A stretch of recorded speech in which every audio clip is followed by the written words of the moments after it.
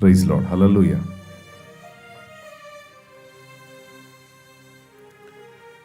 ప్రభువైన యేసుక్రీస్తు నామములో మీ అందరికీ హృదయపూర్వక వందనాలు. లైవ్ ఇచ్చారా? లైవ్ ద్వారా అందుబాటులోకి వచ్చిన వారందరికీ కూడా హృదయపూర్వక వందనాలు తెలియజేస్తూ ఉన్నాను. ఆయా ప్రాంతాల్లో ఉండి కొద్ది రోజులుగా జరుగుతున్నటువంటి ఈ మందిరాల ప్రతిష్ట పండుగలు, ఈ నిజంగా పండుగలే. ఈ సంతోషంలో మాతో పాటు కలిసి లైవ్ ద్వారా ఎక్కడెక్కడో ఉండి వీక్షిస్తున్నటువంటి మీ అందరిని బట్టి కూడా ప్రభువుని స్తుతిస్తూ మహింపరుస్తున్నాను. ఆత్మీయులకి ఆత్మ సంబంధమైన విషయాల మీద మనసు ఉంటుంది, శరీర సంబంధులకి శరీర సంబంధమైన విషయాల మీద మనసు ఉంటుంది. ఆత్మ సంబంధులకి దేవుని మహిమను గూర్చిన ఆకాంక్ష ఉంటుంది. ఎప్పుడు ప్రభుని గురించి ఆలోచిస్తూ, ఆయన కార్యాలను బట్టి సంతోషిస్తూ, ఆయనను పాడుతూ, ఆయన మాటలు వింటూ, ఆయనను ప్రకటిస్తూ, ఆయన ప్రపంచంలో ఉండటం ఇష్టం. ఇక అంతకుమించి వేరే ఆశ, ఆలోచన, ధ్యాస ఎక్కువ ఉండదు. ఏది వేరే దాని మీద ఉండదు. ఆయనే ఆత్మీయుల ప్రపంచం. ఇక శరీర సంబంధులకి మైండ్ అంతా కూడా శరీర సంబంధమైన విషయాల మీద, అందులో ఆనందాలు వెతుక్కుంటూ ఉంటారు, పనికి మాలిన వాటిల్లో. కానీ ఆత్మ సంబంధులు మాత్రం ప్రభువులో ఆనందాన్ని వెతుక్కుంటారు. మరి ఈరోజు ఇక్కడ గ్యాదర్ అయినటువంటి బిడ్డలే కాదు, ఎక్కడెక్కడో ఉండి మరి రోజు ఒక మందిరాన్ని ప్రతిష్ఠ చేస్తూ ఉన్నారు. ఇది దేవుని కార్యమే, దేవుడు కదిలి జరిగిస్తున్న కార్యమే. ఒకేసారి ఇన్ని కార్యాలు మరి వరుసగా దేవుడు జరిగించడం అంటే సామాన్యమైన విషయం కాదు. ఇవన్నీ అన్ని జనుల మధ్యలో దేవుడు ఏర్పరిచినటువంటి ఆశీర్వాదకరమైన పరిచర్యలు అని వాస్తవాన్ని గుర్తెరిగి, ఆత్మీయ స్పర్శ కలిగి, ఎప్పుడు స్టార్ట్ అయిద్దా, ఎప్పుడు ప్రారంభం అయిద్దా అని మిగులు ఆశతో ఎదురు చూసేటువంటి వీక్షకులందరినీ బట్టి కూడా కృతజ్ఞతలు చెల్లిస్తున్నాను నేను దేవునికి.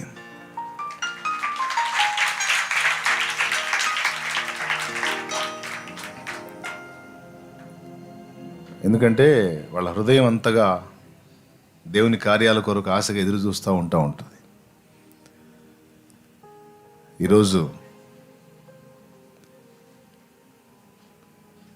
ఇప్పటికే అందుబాటులోకి వచ్చిన వారందరినీ బట్టి దేవుని స్తుతిస్తూ ఉన్నాను. తర్వాత కొంతమంది ఏదన్నా జాబ్కి వెళ్ళినా, ఏదన్నా వర్క్కి వెళ్ళినా సాయంత్రానికి వచ్చి ఈరోజు అన్నోళ్ళు ఏమేమి కార్యాలు చేశారు, ఎక్కడెక్కడ ఏమేమి పరిచర్య చేశారని సెర్చ్ చేసుకొని అవన్నీ పెట్టుకొని చూస్తూ ఉంటారు. లైవ్లో దాదాపు చాలామంది అందుబాటులోకి వస్తూ ఉన్నారు. దీన్ని బట్టి నాకు అర్థమైంది ఏంటంటే, వాళ్ళు చాలా ఎదురు చూస్తూ ఉన్నారు ప్రభు కార్యాలు ఇంకా ఇంకా జరగాలని. ఇక ఈ కోలలపూడి ప్రత్యేకత, ఈ ప్రాంతానికి 2015 తమ్ముడిందా గుర్తు చేశాడు. 2015లో ఈ ప్రాంతంలో అన్ని జనుల మధ్య సువార్త చేయడానికి భార్యాభర్తలు ఆనంద్, చందన అనేటువంటి ఇద్దరు దంపతులు మొదటిసారి ఈ ప్రాంతానికి వచ్చారు. ఒక 2-3 దఫాలు వచ్చి అన్ని జనులకి దేవుని గురించి ప్రకటించి, ఈ ప్రాంత ప్రజల కొరకు ప్రార్థించి, తిరుగు ప్రయాణంలో ఉన్నప్పుడు నేషనల్ హైవేలో అనుకోని ప్రమాదం ఒకటి సంభవించి చెల్లి చందన మరి రక్తసిక్తమై ప్రభు దగ్గరికి వెళ్ళిపోయింది. తమ్ముడు ఆనంద్ మరి 2 ప్రాంతాల్లో, 2-3 ఓబుల్నాయుడుపాలెం, చేబురోలు అనే 2 ప్రాంతాల్లో దేవుని పరిచర్య చేయడానికి ఇప్పుడు దేవుడు కృపనిచ్చాడు. ఇక చెల్లి నిద్రించిన తర్వాత ఇక ఈ గ్రామం పరిస్థితి అంతే, ఇక్కడికి ఎవరు రారు, ఇంకెవరు వెళ్ళరు, ఇక్కడ పరిచర్య జరగదు అని అనుకున్నాను. కానీ దేవుడు తమ్ముడు పేతురుని లేపాడు. పేతురుని ఇక్కడికి పంపించి అయితే ఆ రోజు ఒక మాట దేవుని మూలంగా పలికాను. ఆ గ్రామం, ఆ ప్రాంత ప్రజల కోసం ఆ చెల్లి తన రక్తాన్ని కార్చింది కనుక తప్పకుండా ఆ గ్రామంలో తండ్రి సన్నిధి పరిచర్య ఏర్పడిద్ది. అక్కడ ఆత్మలు ఉన్నాయి, ఆత్మలు రక్షించబడతాయని, గొప్ప పరిచర్య అక్కడ జరిగిద్దని దేవుడు పలికించిన ఆ మాట ఈరోజు అక్షరాల నెరవేరింది. ఈరోజు ఇంతమంది ప్రజలు గ్యాదర్ అయి దేవుని సన్నిధిలో కూర్చొని ఆరాధించడానికి దేవుడు కృపనిచ్చాడు. చక్కని మందిరం, పరిచర్య, సంఘం. ఇది మొదటి అడిగే. ఇంకా ఉంది, చాలా పరిచర్య ఉంది. దేవునికి మహిమ. ఇంకా జరిగిస్తాడు దేవుడు. ఒక వేదిక అంటూ ఏర్పాటు చేశాడంటే ఇక ఆత్మని రక్షించుకునే కార్యంలో ఉంటాడు దేవుడు. ఏది ఏమైనా చెల్లి దేవుని మహిమలో ఉంది. దేవుని కొరకు తను ప్రాణం పెట్టింది కనుక గొప్ప అంతస్తులో ఉంటుంది, మనకన్నా ఎక్కువ అంతస్తులో ఉంటుంది. 2015లో జరిగింది అది. ఇది 2022, దాదాపు 7 ఏళ్ళు. 7 ఏళ్ల తర్వాత ఆమె వెళ్ళిన 7 ఏళ్ల తర్వాత ఇక్కడ మందిర ప్రతిష్ఠా కార్యం జరుగుతుంది. హల్లెలూయా. ఏం పర్వాలేదు, ఏమైపోయినా నశించిపోతున్న ఆత్మల రక్షణ కోసం మేమేమైపోవటానికైనా ఇష్టమే. కానీ ఊపిరి ఉన్నంత వరకు, ప్రాణం ఉన్నంత వరకు ప్రభువుని మహింపరచడానికి, నశించిపోతున్న ఆత్మల్ని రక్షించడానికి చేయగలిగినంత చేయాలనేదే మా తీర్మానం. తండ్రి సన్నిధి పరిచర్యల్లో ఉన్నటువంటి ఆత్మీయ బిడ్డలందరి ఆశ, ఆకాంక్ష, తీర్మానం అదే. ఊరూరా, గ్రామం, పట్టణం, పల్లె అనే తేడా లేకుండా అడవిలో సైతం పరిచర్యలు ఉండాలి. ఆత్మల రక్షణ కార్యం జరిగించడానికి దేవుడు మార్గాన్ని సుగమం చేయాలి. పరిచర్యలు ఏర్పడాలి.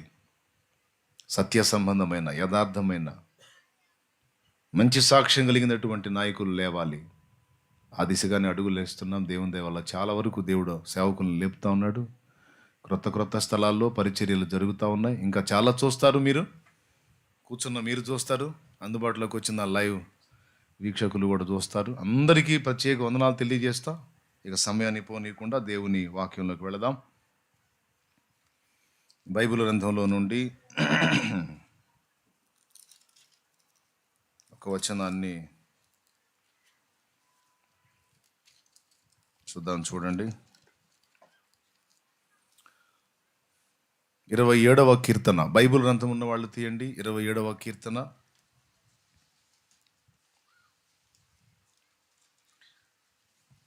27వ కీర్తన 3వ వచనం. నాతో యుద్ధము చేయుటకు దండు దిగినను నా హృదయము భయపడదు. నా మీదికి యుద్ధము రేగినను దీనిలో నేను ధైర్యము విడవకుందును. యెహోవా యొద్ద 4వ వచనం నుంచి చూడండి. యెహోవా యొద్ద ఒక్క వరము అడిగి తిని, దానిని నేను వెదకుచున్నాను.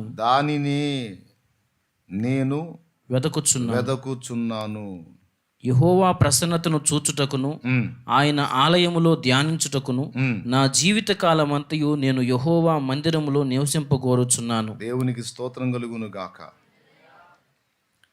చిన్న మాట ప్రార్థన చేసుకుందాం. ప్రేమ కలిగిన మా మహాపరిశుద్ధ తండ్రి, ఘనుడవగు దేవా, నీకు స్తోత్రము నాయన. నీ దయాపూర్వక సంకల్పాన్ని బట్టి ఈవేళ మమ్మల్ని అందరినీ ఇలా సమకూర్చినందుకై స్తోత్రం. నా ప్రభువా, ఇంతసేపు జరిగిన కార్యం ఒక ఎత్తు, ఇప్పుడు జరిగే కార్యం మరొక ఎత్తు తండ్రి.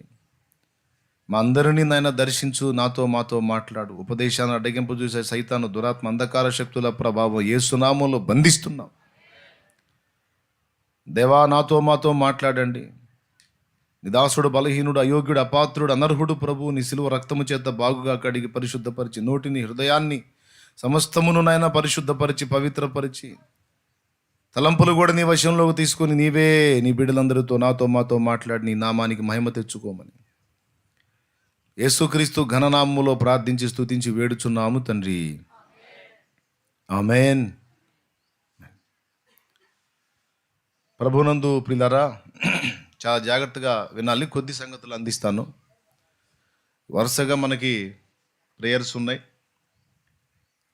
ఈ మందిరాలు ఇంకా ఎన్నైతే దేవుడు సిద్ధపరిచాడు అన్ని ప్రతిష్ట చేస్తా వెళ్తా. ఆయా ప్రాంతాల్లో ఉన్న వాళ్ళు, అందుబాటులో ఉన్న వాళ్ళందరూ చక్కగా కలుసుకొని ఆరాధించవచ్చు. కలవలేకపోతే అవకాశం ఉంటే చక్కగా లైవ్ పెట్టుకొని లైవ్లో వీక్షిస్తా ఇందులో ఏకీభవించవచ్చు, ఆ ఆశీర్వాదాన్ని పొందొచ్చు. ఆమేన్. మందిరాలన్నీ చూద్దురు కానీ, ఆ ప్రదేశాలు కూడా చూద్దురు కానీ, ఎక్కడెక్కడో ఉన్నటువంటి వాళ్ళందరూ మరి ఎదురు చూస్తూ ఉన్నారు. ఇంకా మందిరాలు రెడీ అయి ఉన్న ప్రదేశాల్లో మొత్తం తిరుగుదాం, అన్ని ప్రాంతాలు తిరుగుదాం. ఒక పక్క ఈ ప్రతిష్ఠ చేస్తూ ఉంటే ఇంకా కట్టబడతా ఉంటాయి. ఇక తిరుగుడు. దేవుని వాక్యంలో నుంచి కొన్ని మాటలు చూద్దాం. కీర్తనల గ్రంథం 27వ కీర్తనలో ఈ కీర్తన ఎవరిది అంటే దావీదు కీర్తన అని స్పష్టంగానే చెప్పబడి ఉంది. అందులో 4వ వచనం నుంచి మనం కానీ చూడగలిగితే, దావీదు యెహోవా దగ్గర ఒక్క వరం అడిగాను అని చెప్తున్నాడండి. యెహోవా యొద్ద ఒక్క వరం అడిగి తిని దానిని నేను వెదకుచున్నాను. యెహోవా ప్రసన్నతను చూచుటకును ఆయన ఆలయములో ధ్యానించుటకును నా జీవిత కాలమంతయు నేను యెహోవా మందిరములో నివసింపగోరుచున్నాను. ప్రియులారా, ఈ మాట దావీదు పలుకుతున్నప్పుడు దావీదు ఏ మెట్టులో ఉన్నాడో మీరు అంచనా వేయొచ్చు. అతడు గొర్రెలు కాసుకునే స్థితిలో ఉన్నాడా? సౌలు చేత తరమబడి రాజు కాబోతున్నాడా? లేకపోతే రాజు అయి ఉన్నాడా అనేది మీరు గమనిస్తే పై వచనాలు మీరు చూడవచ్చు. యెహోవా నాకు వెలుగును రక్షణయునై ఉన్నాడు, నేను ఎవరికి భయపడుదును. యెహోవా నా ప్రాణదుర్గము, ఎవరికి వెరతును. నా శరీర మాంసము తినుటకై దుష్టులు నా మీదికి వచ్చినప్పుడు, నన్ను బాధించు శత్రువులు నా మీదికి వచ్చినప్పుడు వారు తొట్టిల్లి కూలిరి. నాతో యుద్ధము చేయుటకు దండు దిగినను నా హృదయము భయపడదు. నా మీదికి యుద్ధము రేగినను దీనిలో నేను ధైర్యము విడవకుందును అన్నాడు. యుద్ధము దండు అనే పదం, యుద్ధము అనే పదం 2 మార్లు ఇక్కడ వాడాడు. అంటే ఒక రాజైనటువంటి మెట్టులో ఆయన ఈ కీర్తన రాశాడు. అతని పరిస్థితి చాలా గందరగోళంగా ఉంది. మొత్తానికి శత్రువులు అతని హృదయంలో నెమ్మది లేకుండా చేస్తున్న పరిస్థితి అక్కడ కనపడుతుంది. రాజు కాబోయే ముందు సౌలు అనే రాజు చేత తరమబడ్డాడు. సౌలు దండునేసుకొని దావీదు ఎక్కడున్నాడని వెతికి దావీదును చంపేద్దాం అని చాలా కష్టపడ్డాడు సౌలు. కానీ ఎన్నిసార్లు తిప్పలబడి, ఎన్నిసార్లు దావీదును చంపుదామని ప్రయత్నించినా దావీదుని సౌలు చేతికి దేవుడు అప్పచెప్పలేదు. కానీ 2 మార్లు సౌలునే దావీదు చేతికి అప్పచెప్పాడు. ఎందుకంటే దావీదు దేవుని చేత ఏర్పరచబడినటువంటి అభిషిక్త రాజు, అంతే. దేవుడు డిసైడ్ చేశాడు. మొత్తానికి ఒక విరక్తిలోకి వెళ్ళిపోయాడండి దావీదు. సరే, రాజు కాబోయేటప్పుడు కానీ రాజు అయినప్పుడు కానీ ఇంతకు కోరిక ఏంటో చూద్దాం. దేవుడు నాకు కనబడి, దావీదు నీకేం కావాలని ఆయన అడుగు అంటే, ఒక్క వరం అడుగుతాను అన్నాడు. ఒక్క వరం అడిగి తిని అన్నాడు. ఏమడుగుతావు? యెహోవా యొద్ద ఒక్క వరము అడిగి తిని దానిని నేను వెదకుచున్నాను అన్నాడు. ఏం వెతుకుతున్నాడంట? ఏదో వరం అడిగాడంట, దాన్ని వెతుకుతున్నాడంట. వెతకుట అనే మాటకి 2 అర్థాలు ఉన్నాయి బైబిల్లో. వెతకుట అంటే 2 అర్థాలు ఉన్నాయి.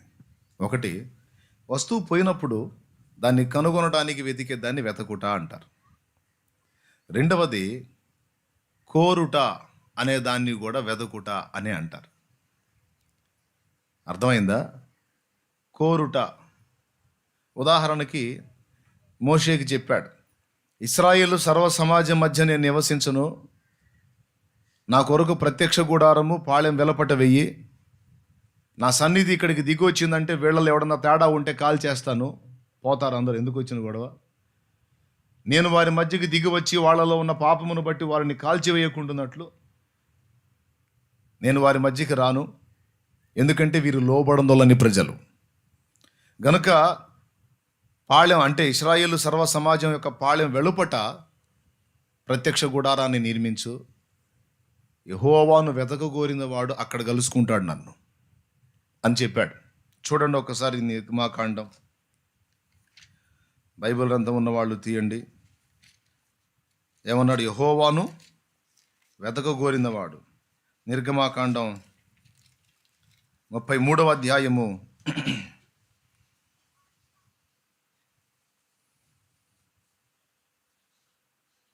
5వ వచనం. కాగా యెహోవా మోషేతో ఇట్లా నేను నీవు ఇశ్రాయేలీయులతో మీరు లోబడనొల్లని ప్రజలు ఒక క్షణమాత్రము నేను మీ నడుముకు వచ్చి తినా మిమ్మను నిర్మూలము చేసేదను కనుక మిమ్మల్ని ఏమి చేయవలది నాకు తెలియనట్లు మీ ఆభరణములను మీ మీద నుండి తీసివేయమని చెప్పాను.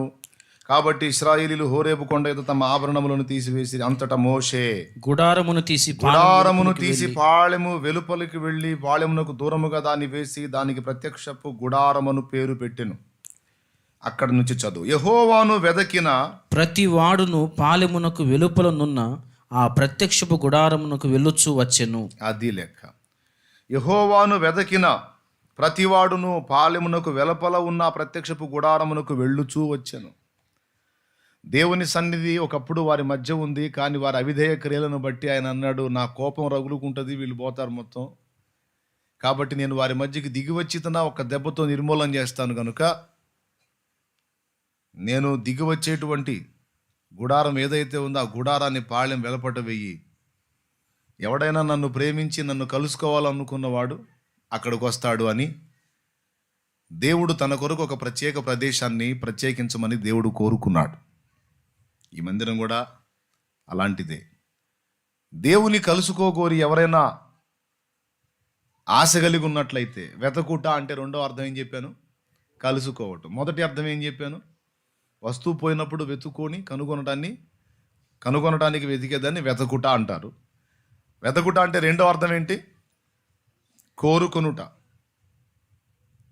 యెహోవాను వెతికిన ప్రతివాడు అంటే యెహోవాను కోరుకొనిన ప్రతివాడు, నన్ను కలుసుకోవాలనుకున్నవాడు, నన్ను కోరుకోవాలనుకున్నాడు, నా సన్నిధి కావాలనుకున్నాడు వచ్చి ఆ ప్రత్యక్ష గుడారం దగ్గర నన్ను కలుసుకుంటాడు. కాబట్టి ఇలాగ చేయమని చెప్పాడు. ఇప్పుడు దావీదు కీర్తన గ్రంథంలో ఏమన్నాడు? నేను యెహోవా యొద్ద ఒక వరం అడిగి తిని దానిని నేను వెదకుచున్నాను అన్నాడు. దేన్ని వెదకుచున్నాను? ఏ వరం అడిగానో దాన్ని నేను వెతుకుతున్నాను అన్నాడు. వెతుకుతున్నానంటే ఏంటి? పోయిన దాన్ని వెతుకుతున్నాడా లేకపోతే కోరుకుంటున్నాడా? వెతకుటలో రెండు అర్థాలు చెప్పాను. మొదటిది ఏమర్థం? పోయిన దాన్ని. రెండోది కోరుకొనుట. యెహోవా యొద్ద ఒక వరం అడిగాను, దాన్ని నేను కోరుకొనుచున్నాను. నా కోసమే. ఇంతకీ ఏంటయ్యా నువ్వు అడిగింది? రాజ్యం కావాలా? బంగారం కావాలా? వెండి కావాలా? జనం కావాలా? ఆరోగ్యం కావాలా? పోనీ ఆయుష్ కావాలా? ఏం కావాలి నీకు అంటే వీటి ప్రస్తావనే లేదు అక్కడ. ఏమన్నాడు తెలుసా?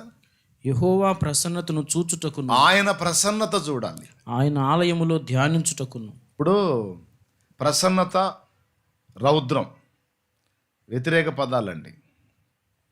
ప్రసన్నత, రౌద్రం.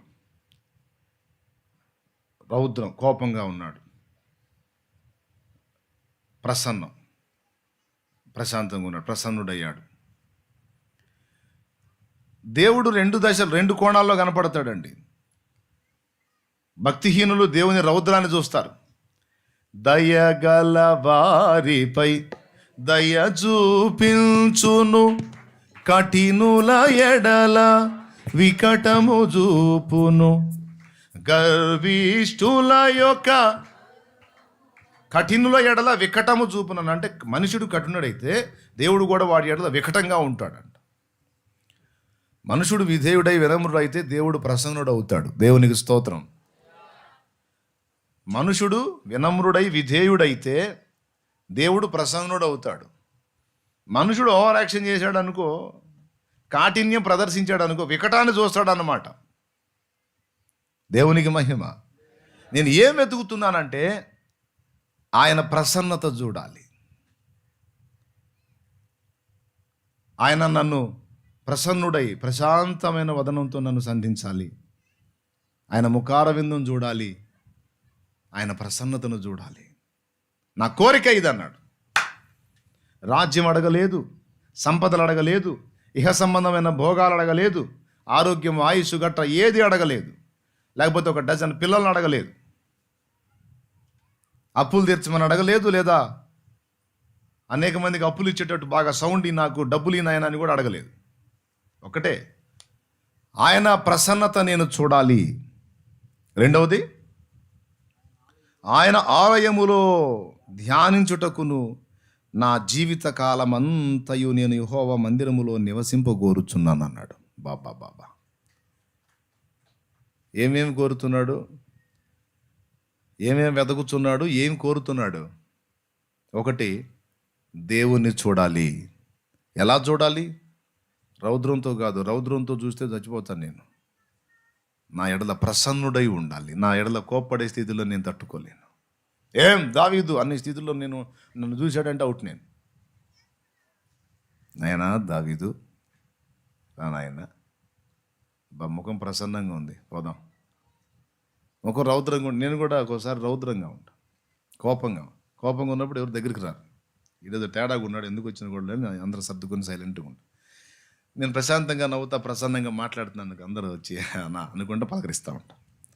ఒక్కోసారి ఏదో నాకున్న ప్రదర్శన బట్టి కాస్త బిగుసుకొని చిరునవ్వు లేకుండా రౌద్రంగా కూర్చున్నాను అనుకో, ఏదో తేడా వచ్చింది, ఇప్పుడు ఎవడు కదిలిస్తే వాడు బలి అవుతాడు, ఎందుకు వచ్చిన కూడా సైలెంట్గా సర్దుకుంటారు అన్నమాట. దావీదు చూడగోరింది కూడా అదే. నా ఎడల కోపముగా కాదు కానీ నా ఎడల ప్రేమగా ప్రసన్నుడై ఉండి ఆయన ముఖం చూడాలని ఆశగా ఉంది. హల్లెలూయా. రెండవది ఏం కోరాడు? ఆయన ఆలయములో ధ్యానించాలి. ధ్యానించటం అంటే చదవటం, ధ్యానించటం రెండు ఒకటే కాదు. చదవటం వేరు, చదివిన దాన్ని ధ్యానించటం వేరు. ధ్యానం అనేది చదవకుండా కూడా చేయొచ్చు.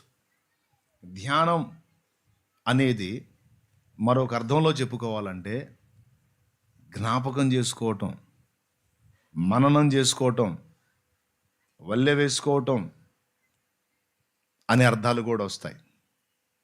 పదే పదే గుర్తు చేసుకోవటం అనే అర్థాలు కూడా వస్తాయి ధ్యానం అంటే. ఆయన ఆలయములో ధ్యానింపగోరుచున్నది. ఏం ధ్యానింపగోరుచున్నావు నాయన? బత్షెబాను ధ్యానింపగోరుచున్నావా? లేకపోతే అబీగయల్ని ధ్యానింపగోరుచున్నావా? ఏం ధ్యానింపగోరుచున్నావు అంటే బత్షెబా లేదు, అబీగయల్ లేదు. మరి ఏం ధ్యానింపగోరుచున్నావు? ప్రభువు నాకెట్టి కార్యములు చేసెనో, నా ఎడల ఆయన ఏమేమి కార్యములు నెరవేర్చెనో, ఆయన ఎంతటి మహనీయుడో, ఎంతటి బలధీరుడో, ఎంతటి గుణ సంపన్నుడో, ఆయనను గూర్చిన సంగతులన్నిటినీ నేను మననం చేయాలనుకుంటున్నాను, ధ్యానం చేయాలనుకుంటున్నాను. ఆ సంగతులే తలపోసుకొని అందులోనే మునిగిపోవాలనుకుంటున్నాను. ఆయనను గూర్చిన ఆలోచనలతో, ఆయనను గూర్చిన తలంపులతో, ఆయనను గూర్చిన ధ్యానముతో నేను నింపబడాలని కోరుకుంటున్నాను. అది కూడా ఎక్కడెక్కడో కాదు, ఆయన ఆలయములో. హల్లెలూయా. ఆలయములో ప్రసన్నత చూడాలని ఆశించాడు. ఆలయములో ఆయన సంగతులను ధ్యానించాలని కోరుకున్నాడు. పుస్తకం ముందేసుకొని సంగతి తర్వాత ఈ పుస్తకంలో ఉన్న సంగతులన్నీ ఆయన హృదయంలో ఉన్నాయి. అర్థమైందా?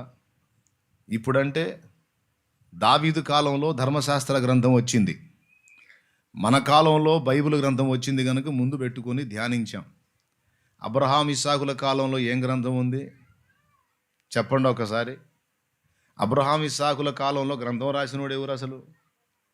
కానీ ఇస్సాకును గురించి ఏం రాయబడింది? ఆదికాండం చూడండి. ఆదికాండము అదేదో అధ్యాయం, అదేదో వచనం చూడు. 24వ అధ్యాయము 62వ వచనము చూడండి. సాయంకాలం 63వ వచనం. సాయంకాలమున ఇస్సాకు పొలములో ధ్యానింప బయలు వెళ్ళి కనులెత్తి చూచినప్పుడు ఒంటెలు వచ్చుచుండెనో. ఇస్సాకు పొలములో ధ్యానింప వెళ్ళి, దేవునికి స్తోత్రం. బైబిల్ గ్రంథాన్ని చదవటం ధ్యానించడం అనుకుంటారు, కాదు. బైబిల్ గ్రంథం ముందు పెట్టుకుని చదవటం వేరు. చదివిన తర్వాత ఆ సంగతులను తలపోసుకొని దానిని గురించి పదే పదే మననం చేసుకొని ఆ విషయాల్లో జ్ఞాపకాలు తెచ్చుకొని ఆ సంగతులను గురించి విశ్లేషించుకొనుట, ఆలోచించుకొనుట, పరిశీలించుకొనుట, ఇదంతా ధ్యానములో భాగం. దేవునికి మహిమ. ధ్యానం కావాలంటే ఏం కావాలి? మౌనం కావాలి. పొద్దుగూకులు వాగుడు కాయలాగా వాగుతూ ఉంటే ధ్యానం ఎక్కడొచ్చింది? అర్థమైందా? దేవాలయంలో తప్పించి ఇక బయట ఎక్కడన్నా చూడు, ఎవడో ఒకడు పలకరిస్తూనే ఉంటారు, మాట్లాడిస్తూనే ఉంటారు. ఇంట్లోనేమో ఫ్యామిలీ మెంబర్స్ కదిలిస్తూ ఉంటారు. బయట రోడ్డు మీద కనపడితేనే బాగుండవు బరా అనుకుంటా అందరూ పలకరిస్తూ ఉంటారు. వాగాల్సిందే. వాగే సెక్షన్ లేకుండా అచ్చంగా దేవుని గురించి ఆలోచించి దేవుని గురించి తలపోసుకోవాలంటే దేవుని మందిరం ఒక్కటే మార్గం. అక్కడికి పోయిన తర్వాత బాగుండవు సుబ్బారావు అనేవాడు ఎవరున్నారు?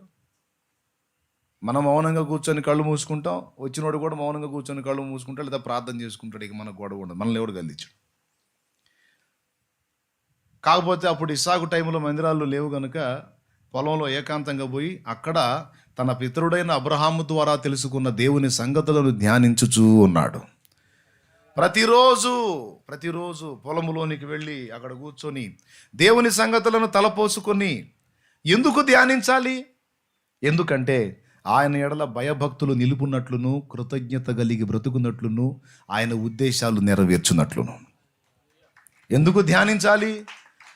ఆయన ఎడల ఎందుకు ధ్యానించాలి? ఆయన గురించి పద్దాకలు ఎందుకు ఆలోచించాలి? ఆయన తలంపులతో ఎందుకు నిండిపోవాలి అంటే, మొట్టమొదటిది ఆయన ఎడల భయభక్తులు నిలుపుటకు, రెండవది ఆయన ఎడల కృతజ్ఞత కలిగి బ్రతుకుటకు, కృతజ్ఞతాస్తుతులు చెల్లించుటకు, మూడవది ఆయన అసలు ఏం ఆశించాడో మన నుంచి, ఆ సంగతులను మళ్ళీ మనం ధ్యానించుకున్నప్పుడు ఆ ఆశించిన దేవుని చిత్తం ఏదో అది మనం నెరవేర్చడానికి అవకాశం ఏర్పడుతుంది.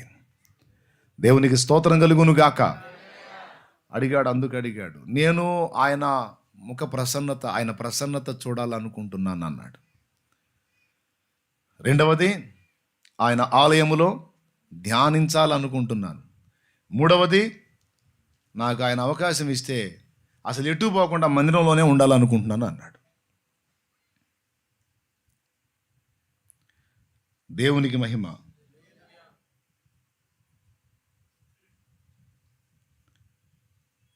ఒక సాంగ్ ఉంది, ఆనందమే పరమానందమే అనే పాటలో ఈ పదం పెట్టేశాడు దైవజనుడు. నీతో నేను నీ మందిరములో నివాసము చేసేద చిరకాలము, నా శత్రువుల ఎదుటే నీవు నాకు విందును సిద్ధము చేశావు. నా శత్రువుల ఎదుటే నీవు నాకు విందును సిద్ధము చేశావు. నీతో నేను నీ మందిరములో నివాసము చేసేద చిరకాలము, నీతో నేను నీ మందిరములో నివాసము చేసేద చిరకాలము. ఆనందమే పరమానందమే ఆశ్రయపురమైన యేసయ్యా నీలో. ఆనందమే పరమానందమే ఆశ్రయపురమైన యేసయ్యా నీలో. హల్లెలూయా. మరి మీ కోరిక ఏమన్నా ఉందా? అమ్మలారా అయ్యలారా మీరేమి కోరుచున్నారో అడుగుడి అని దేవుడు అడిగితే ఏం చెప్పేదరు? బోళ్ళ నప్పులు ఉన్నాయి ప్రభువా, యేసునామములో మొత్తం తీరిపోవాలి తండ్రి, నీకు స్తోత్రం, ఇంకెంత మించి ఏం కోరిక లేదు ప్రభువా అంటావా? ప్రభా చాలా రోజుల నుంచి ఒక రోగం ఉంది నాయన, అది పోవట్లేదు, ఏ సునాములు అది పోవాలి ప్రభా అని అడుగుతావా? నిజమే, రోగం పోవాలని ఎవరు కోరరు, అప్పు తీరాలని ఎవరు కోరరు, సమస్యలు పోవాలని ఎవరు ఆశించరు. ఇవన్నీ అవసరమే. కానీ ఒకవేళ అప్పు తీరినా, రోగం తగ్గినా, ఒక సమస్య పోయినా, మనిషి బ్రతికున్నంత వరకు ఒకదాని తర్వాత ఒకటి, ఒకటి పోతే ఒకటి, ఒకటి పోతే ఒకటి, ఈ మానవ జీవిత ప్రయాణం సాగినంత వరకు ఏదో ఒకటి వస్తానే ఉంటుంది. తెల్లవారింది, పట్టపగలంతా కనపడుతుంది. చూస్తా ఉండగానే ఈ పగలంతా సాయంత్రానికి మొత్తం మారిపోయి ఇక చీకటి స్టార్ట్ అయింది. అయ్యయ్యో చీకటి వచ్చేసింది, ఏమీ కనపడట్లేదు అనుకుంటూ ఉండగానే చూస్తా ఉండగానే చీకటి మారిపోయి వేకువ వెలుగు వచ్చేసి పట్టపగలు వచ్చేస్తుంది. ప్రకృతిలోనే మన జీవితానికి సంబంధించిన ఇన్ఫర్మేషన్, సమాచారాన్ని దేవుడు చూపిస్తూ ఉన్నాడు. ప్రకృతిలోనే పగలు రాత్రులు ఎలాగో, అమావాస్య పౌర్ణములు ఎలాగో, నీ జీవితంలో కొన్ని గెలుపు దినములు ఉన్నాయి, కొన్ని ఓటమి దినములు ఉన్నాయి. ఓటమిలో ప్రయాణం చేసేవాడికి ఓటమి స్థిరం కాదు. ఒకరోజు మళ్ళా గెలుపు దినములు వస్తాయి. గెలుపులో ప్రయాణం చేస్తూ గెలుపును బట్టి గర్వించి వెర్రవీగేవాడికి గెలుపు స్థిరం కాదు. కొన్నిసార్లు వాడికి కూడా ఓటమి గల దినములు వస్తాయి. కొన్నిసార్లు బళ్ళు ఓడలవుతాయి, కొన్నిసార్లు ఓడలు సైతం బళ్ళు అవుతాయి. ఎవ్వడు ఓవర్ యాక్షన్ చేయడానికి లేదు. చెప్పండి, ఎవ్వరో. ఇప్పుడు కష్టాల్లో కొనసాగుతున్నానన్న నా బ్రతుకంతా బాధలే, కన్నీళ్ళే. కొన్నిసార్లు అయితే అసలు నేను ఎందుకు బతుకుతున్నానో నాకే అర్థం కావట్లా, చచ్చిపోతే పోయిద్ది కన్నంత విరక్తి వస్తుందన్న నాకు కానీ బాధపడే వాళ్ళు ఉంటారు. చెప్తున్నా ఒక మాట, నీ జీవితంలో కొంతకాలమే అవసరమును బట్టి కొద్ది దినములు నీకు శ్రమ కలుగుతుందన్నాడు. జీవితం అంతా అందులోనే తీసుకెళ్ళడు. ఆయనకి తెలుసు, ఆయనకు ఒక మనసు ఉంది. ఆయన ఏం క్రూరుడు కాదు, దుర్మార్గుడు కాదు. ఆయన ప్రేమగల తండ్రి. ఈరోజు నీకు శ్రమకాలం నడుస్తుందా? ఓకే, అది తీరిపోయి నెమ్మది కలిగిన కాలం కూడా రాబోతుంది.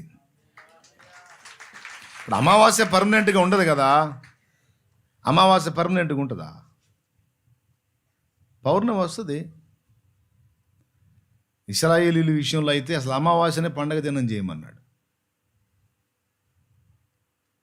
అమావాస్యను పండుగ దినం చేయమన్నాడు. ఎందుకు తెలుసా? అసలు వాస్తవంగా అమావాస్య చీకటి పండుగ ఏంది? పౌర్ణమి వెలుగు చేస్తే పౌర్ణమి పండుగ చేయాలి, అమావాస్య పండుగ ఏంది? అందుకే ఈ బైబిల్ అంతా రివర్స్ అనుకుంటారు కొంతమంది. రివర్స్ ఏం కాదు, అందులో ఒక రహస్యం ఉంది. నిండు పౌర్ణమి వచ్చింది, చందమామ మొత్తం ఓపెన్ అయిపోయి మనకు క్లియర్గా కనపడతా ఉంది, ఏం తేడా లేకుండా చంద్రగ్రహం. అబ్బా ఈరోజు నిండు పౌర్ణమి అనుకుంటాను, ఎంత బాగుందో అంటాం. ఇక మరుసటి రోజు నుంచి ఏం జరిగిద్ది చెప్పండి? నిండు పౌర్ణమి, చంద్రగ్రహం అంతా ఓపెన్ అయిపోయింది, హ్యాపీ. ఇక మరుసటి రోజు నుంచి ఏం జరిగిద్ది? చిన్నగా కొంచెం తరుగుతూ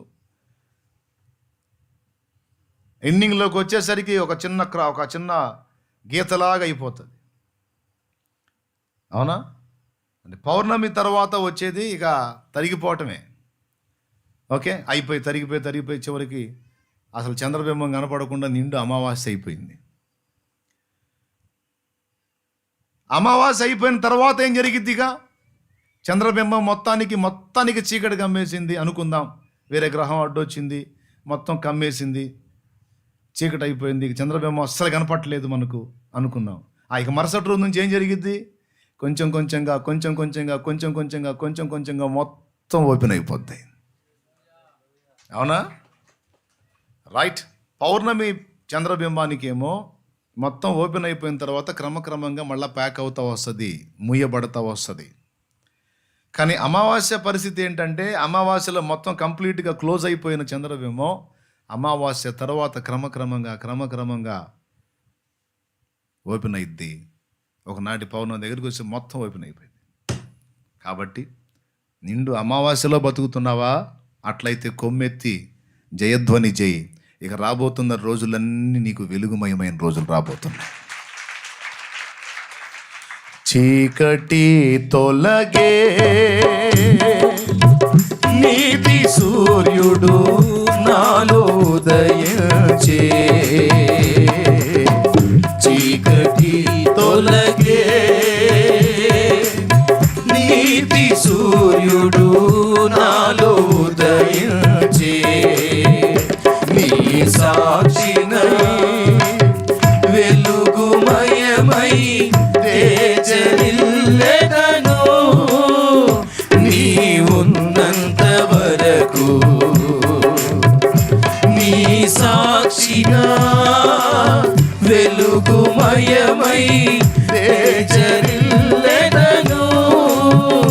నీ ఉన్నంత వరకు ఆశ్చర్యకరుడా, నా ఆలోచనకర్తవు. ఆశ్చర్యకరుడా, నా ఆలోచనకర్తవు. నిత్యుడగు తండ్రివి, నా శాలేము రాజు. నిత్యుడగు తండ్రివి, నా శాలేము రాజు. ఆశ్చర్యకరుడా, నా ఆలోచనకర్తవు. ఇప్పుడు ఎవరి జీవితాన్ని వాళ్ళు ఊహించుకోండి. ఎవరికి అమావాస్య నడుస్తుంది, ఎవరికి పౌర్ణం నడుస్తుంది? దేవునికి స్తోత్రం. నాకైతే అమావాస్య నడుస్తుంది అన్నోళ్ళు చేతులు ఎత్తండి. నాకైతే అమావాస్య నడుస్తుంది అన్నోళ్ళు చేతులు ఎత్తండి. చేతులు ఎత్తని వాళ్ళు అందరికీ పౌర్ణమి నడుస్తుంది అన్నమాట. నాకు కూడా అమావాస్య నడుస్తుంది. అర్థమైందా? మరి మీకేం నడుస్తుంది? అమావాస్య చేతులు ఎత్తండి. నేను ఎత్తినప్పుడు మీరు ఎత్తరే. అంటే అంత ఇబ్బందికరమైన పరిస్థితుల్లో ఎటు ఊపిరి సలపని వేదనలో ఎంతమంది ఉన్నారో చేతులు ఎత్తమంటున్నాను నేను. అన్ని విధాలు నలుగుతున్న స్థితిలో ఎంతమంది ఉన్నారో చేతులు ఎత్తండి. కొంతమంది చేతులు ఎత్తట్లే. హ్యాపీగా ఉన్నారా? ఏ ఇబ్బందులు లేవా? మంచిగా ఉందా? బాగుందా? ఏ బాధలు బాగున్నాయా? సుఖాలు బాగున్నాయా? బాధలేగా? ఓకే. లైవ్లో ఎవరైనా ఉంటే వాళ్ళకి ఏమో నడుస్తుందో మీరు కూడా చెప్పండి. మీకు అమావాస్య నడుస్తుందా, పౌర్ణమి నడుస్తుందా? ఒకవేళ అన్నా అంధకారమేనన్నా అంతా అమావాస్య నడుస్తుందన్న అంటే ఇప్పుడు నీకు చెప్పే మాట కూడా ఏంటంటే బోర తీసుకుని జయధ్వని చేయి. ఇక రాబోతున్నవన్నీ కూడా చీకటి తొలగిపోయే రోజులు. ఏం రోజులు? చీకటి తొలగిపోయే రోజులు, సమాధానం కలిగే రోజులు, వెలుగు ఉదయించే రోజులు. దేవునికి మహిమ. కాబట్టి ఒకదాని తర్వాత ప్రకృతి నియమంలోనే చూపిస్తున్నాడు మన బ్రతుకు సంగతి ఏంటో. ఏం అధైర్యపడాల్సిన అవసరం లేదు. తృణీకారం వచ్చిందా, దానికి ఆపోజిట్ నెక్స్ట్ ఏం రాబోతుంది? ఘనత రాబోతుంది. ఆల్రెడీ ఘనతలో ఉన్నావా? అట్లయితే తృణీకారాన్ని కూడా ఫేస్ చేయడానికి మెంటల్గా ప్రిపేర్ అవ్వు. అంతేగాని ఘనతనే నేను పర్మనెంట్గా కలిగి ఉండాలని ఎప్పుడూ పొరపాటుగా అనుకోవద్దు. బాగా పొగడ్తలకు అలవాటు పడిపోయిన మనస్సు విమర్శలకు తట్టుకోలేదు. అందుకే ఘనత, విమర్శ రెండిట ఒకే మెట్టును మనం కలిగి ఉండటానికి మనకు అనుభవాలు కొన్ని నేర్పుతాడు దేవుడు. సుకీర్తే కాదు, దుష్కీర్తిని కూడా అనుమతిస్తాడు.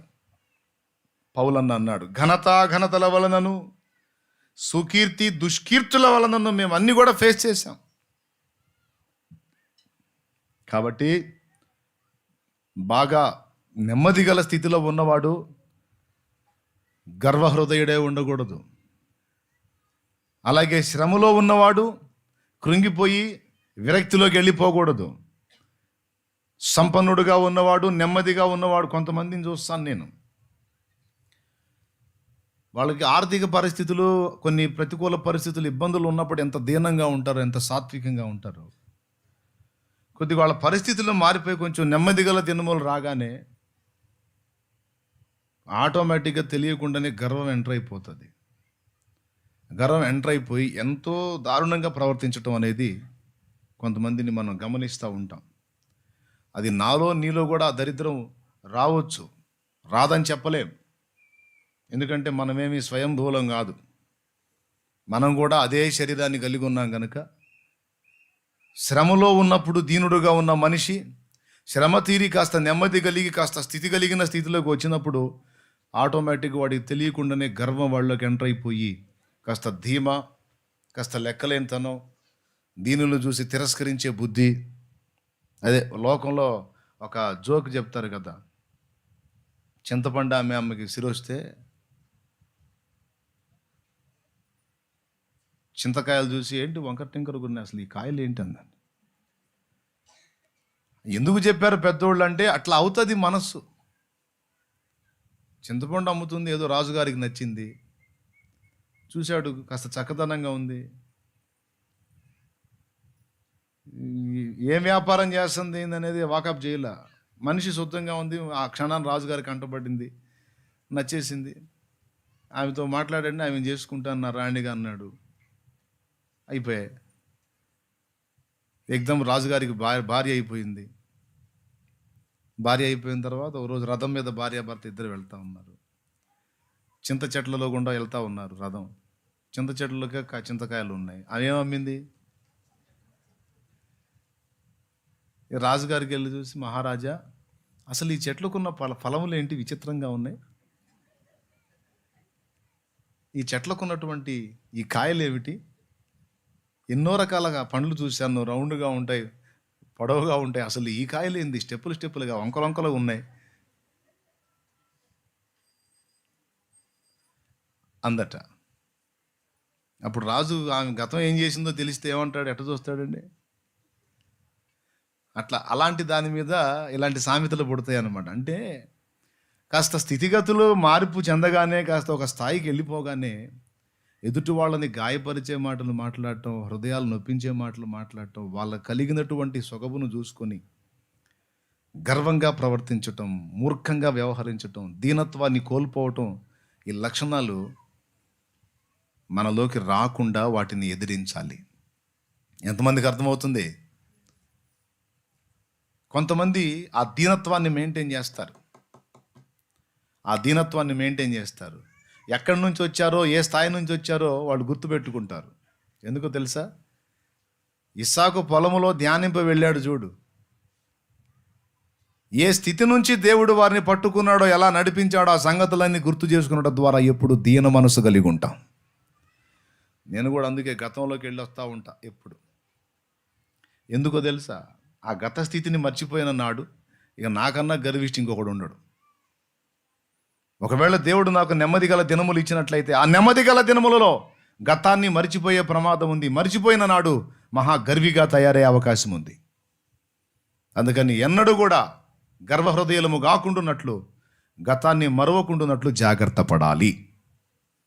దేవుడు ఎంత ఆశీర్వదించినా, ఎంత విస్తరింపజేసినా, ఎంత వర్ధిల్ల చేసినా గర్వహృదయం రాకుండా చూసుకోవాలి. దీన మనస్సు కలిగి దేవుని ఎదుట నడుచుకోవాలి. మనుషుల ఎదుట కూడా దీన మనస్సు అనేది చాలా శ్రేష్టం. దేవునికి మహిమ. ఒకవేళ దేవుడు నిన్ను ఆశీర్వదించిన దానిలో దీనులైన వారు నీ ముందుకు వస్తే ఎవరినైనా తృణీకరించేవేమో జాగ్రత్తగా చూసుకో. స్తోత్రం గట్టిగా చెప్పాలి. కొంతమందిని చూస్తూ ఉంటాను ఇట్లాంటి వాళ్ళని, అందుకని చెప్తున్నాను జాగ్రత్త. మనం ఏ స్థితి నుంచి దేవుని చేత పట్టబడ్డామో, కాపాడబడ్డామో, హెచ్చింపబడ్డామో, ఆశీర్వదించబడ్డామో గుర్తుపెట్టుకొని ఆ ప్రారంభాన్ని మర్చిపోకుండా జాగ్రత్త పడితిరా, నీకు ఇంకా ఎఫెక్ట్ ఉండదు. అలా బ్యాలెన్స్గా తీసుకొస్తాడు. ఏదన్నా కొద్దిగా అప్పుడప్పుడు ఎదురు దెబ్బలు తగిలినా నేనేం చేయలేవు, లైన్లోనే ఉంటావు. కానీ పై చూపు చూసావా, తంతే ఒక్క తన్ను బోర్ల పడతామే అంతే, ఇంక మళ్ళీ లేచేది ఉండదు అన్నట్టు పడిద్ది. ఎందుకంటే వాక్యంలో ఉంది, ఆయన అహంకారులను ఎదిరించి దీనులకు వినయము గల మనుషులను వర్ధిల్ల చేసెదవు, గర్విష్ఠుల గర్వము నడచి గద్దె నుండి దింపెదవు, మాదు ఆశ్రయ దుర్గమా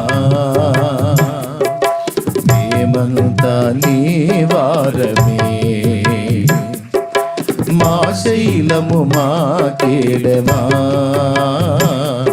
మాకున్నదంత నీ దానమే.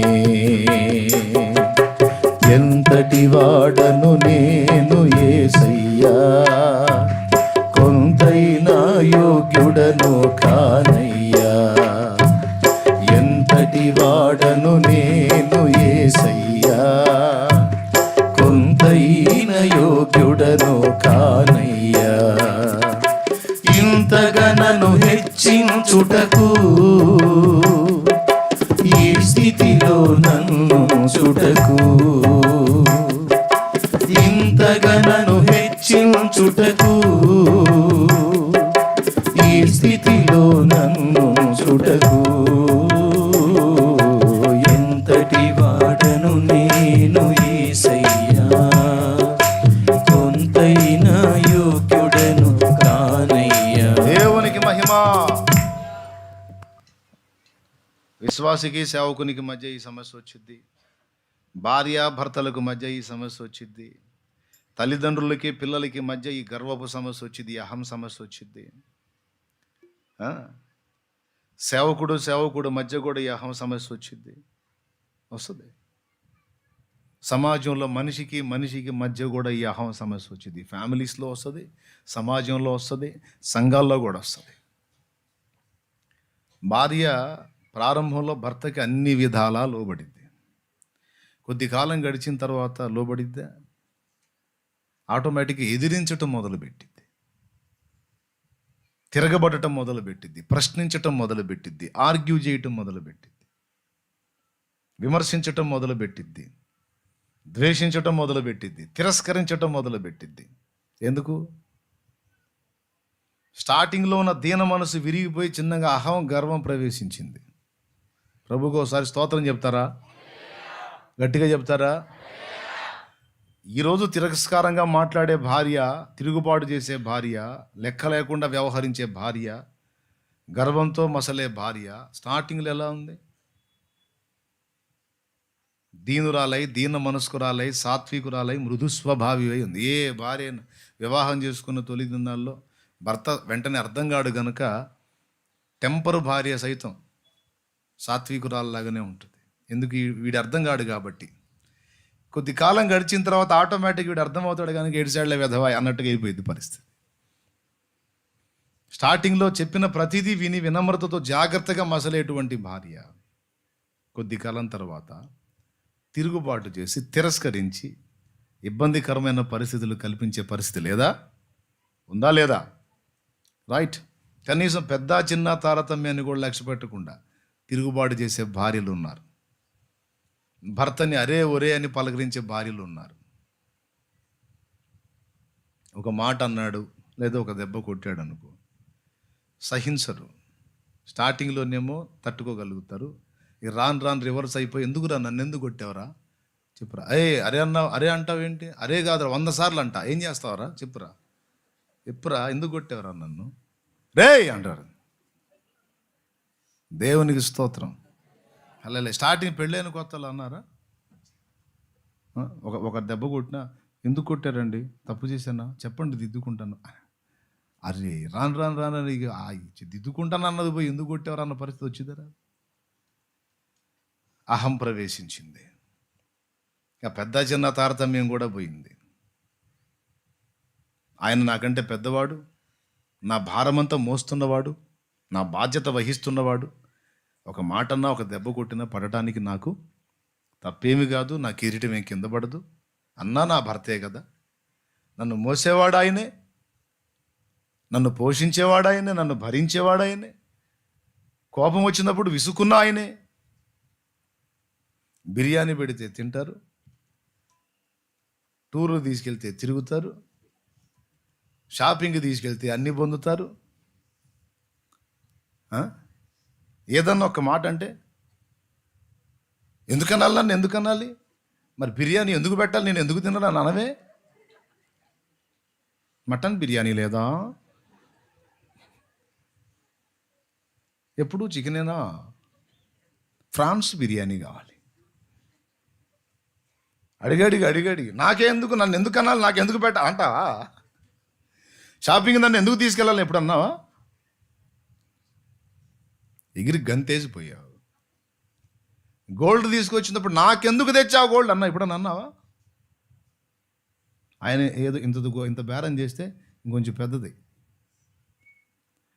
భర్త నుండి అన్నీ పొందుతావు, ఒక్క మాట పడలేవా? ఒక్క విషయం తగ్గించుకోలేవా? దీన మనసు కలిగి నడుచుకోలేవా? ఎంత ఆకర్షణీయమైన పాత్ర అవుతావో తెలుసా? దీన మనసు కలిగి వ్యవహరిస్తే, గర్వంతో అహంభావంతో ఎదురు తిరిగినప్పుడు అసహ్యం పుట్టిద్ది.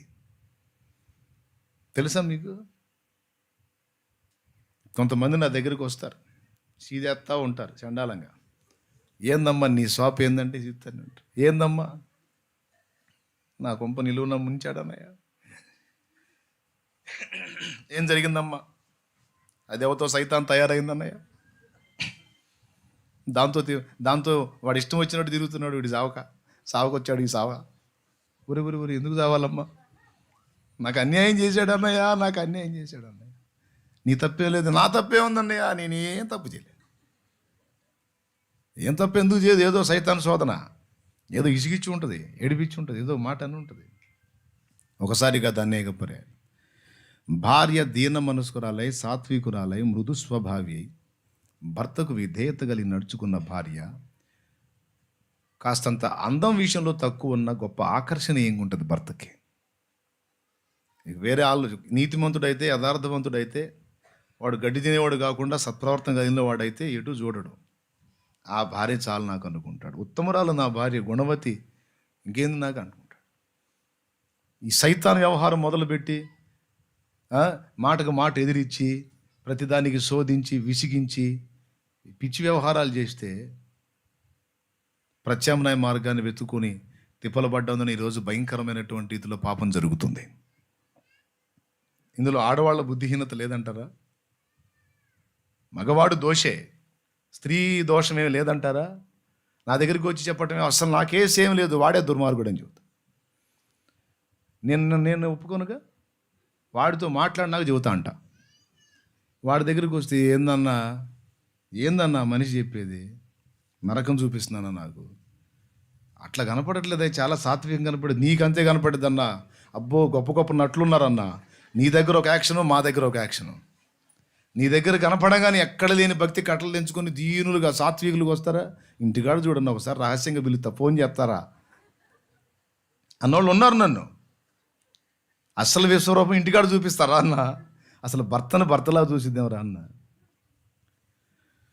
అహం, గర్వం, తప్పు. ఒక మాట పడు, ఏమైంది? నీ కిరీటం ఏమో కింద పడిపోయిద్దా? నీ ప్రభుత్వం ఏమో ఇంకొకటి వశమైద్దా? అన్నీ పెట్టినప్పుడు, అన్నీ ఇచ్చినప్పుడు, అన్నీ పొందినప్పుడు ఒక మాటను పొందలేవా? ఏమన్న మాట అది? ఏమన్న మాట అది? దేవుడిచ్చిన మేలులన్నీ పొంద తగుదము కానీ ఒక్క కీడు అనుభవింపతగమా? భర్త ద్వారా అన్నీ పొందుకున్నావే, ఏం ఒక్క మాట పడలేవా? ఎవరో మొత్తానికి కేసు ఉంది ఇక్కడ, ఎవరో ఈ కూటంలో కానీ ఈ లైవ్లో కానీ ఎవరో ఉన్నారు మొత్తానికి తేడా పడ్డాళ్ళు. అందుకే దేవుడు ఇటు తీసుకొచ్చాడు, సరి చేసుకోండి మర్యాదగా. దేవునికి స్తోత్రం కలుగునుగాక. హల్లెలూయా. ఒట్టిగా రానిడు దేవుడు ఆ మాట. అటు తిరిగి ఇటు వచ్చింది బండి. మరి ఎవరు కొట్టుకు సత్తున్నారో ఏమో, మొత్తానికి సరి చేసుకోండి. తల్లిదండ్రుల విషయంలో పిల్లలు కూడా అంతే.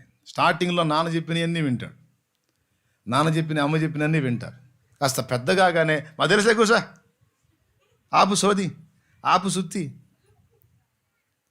ఎంత తేలిగ్గా మాట్లాడతారో పెద్దోళ్ళని.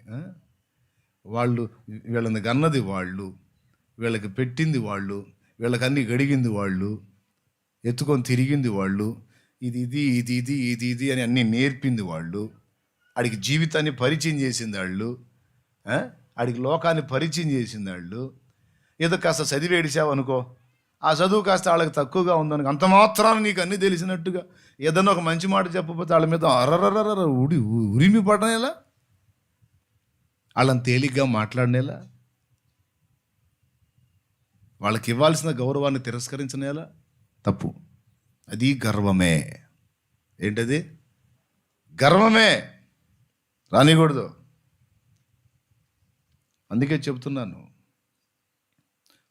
జ్ఞానం విషయంలోనైనా, ఆర్థిక విషయంలోనైనా, అధికారం విషయంలోనైనా దేవుడు నిన్ను హెచ్చించి ఉంటే దాన్ని బట్టి గర్విస్తే దేవుడు అసహ్యించుకుంటాడు. ఇతరులకు తెలియని జ్ఞానం నీకు ఇచ్చి ఉంటే దాన్ని బట్టి నువ్వు గర్వించకూడదు. ఇతరులకు లేని సంపద నీకు ఇచ్చి ఉంటే దాన్ని బట్టి నువ్వు గర్వించకూడదు.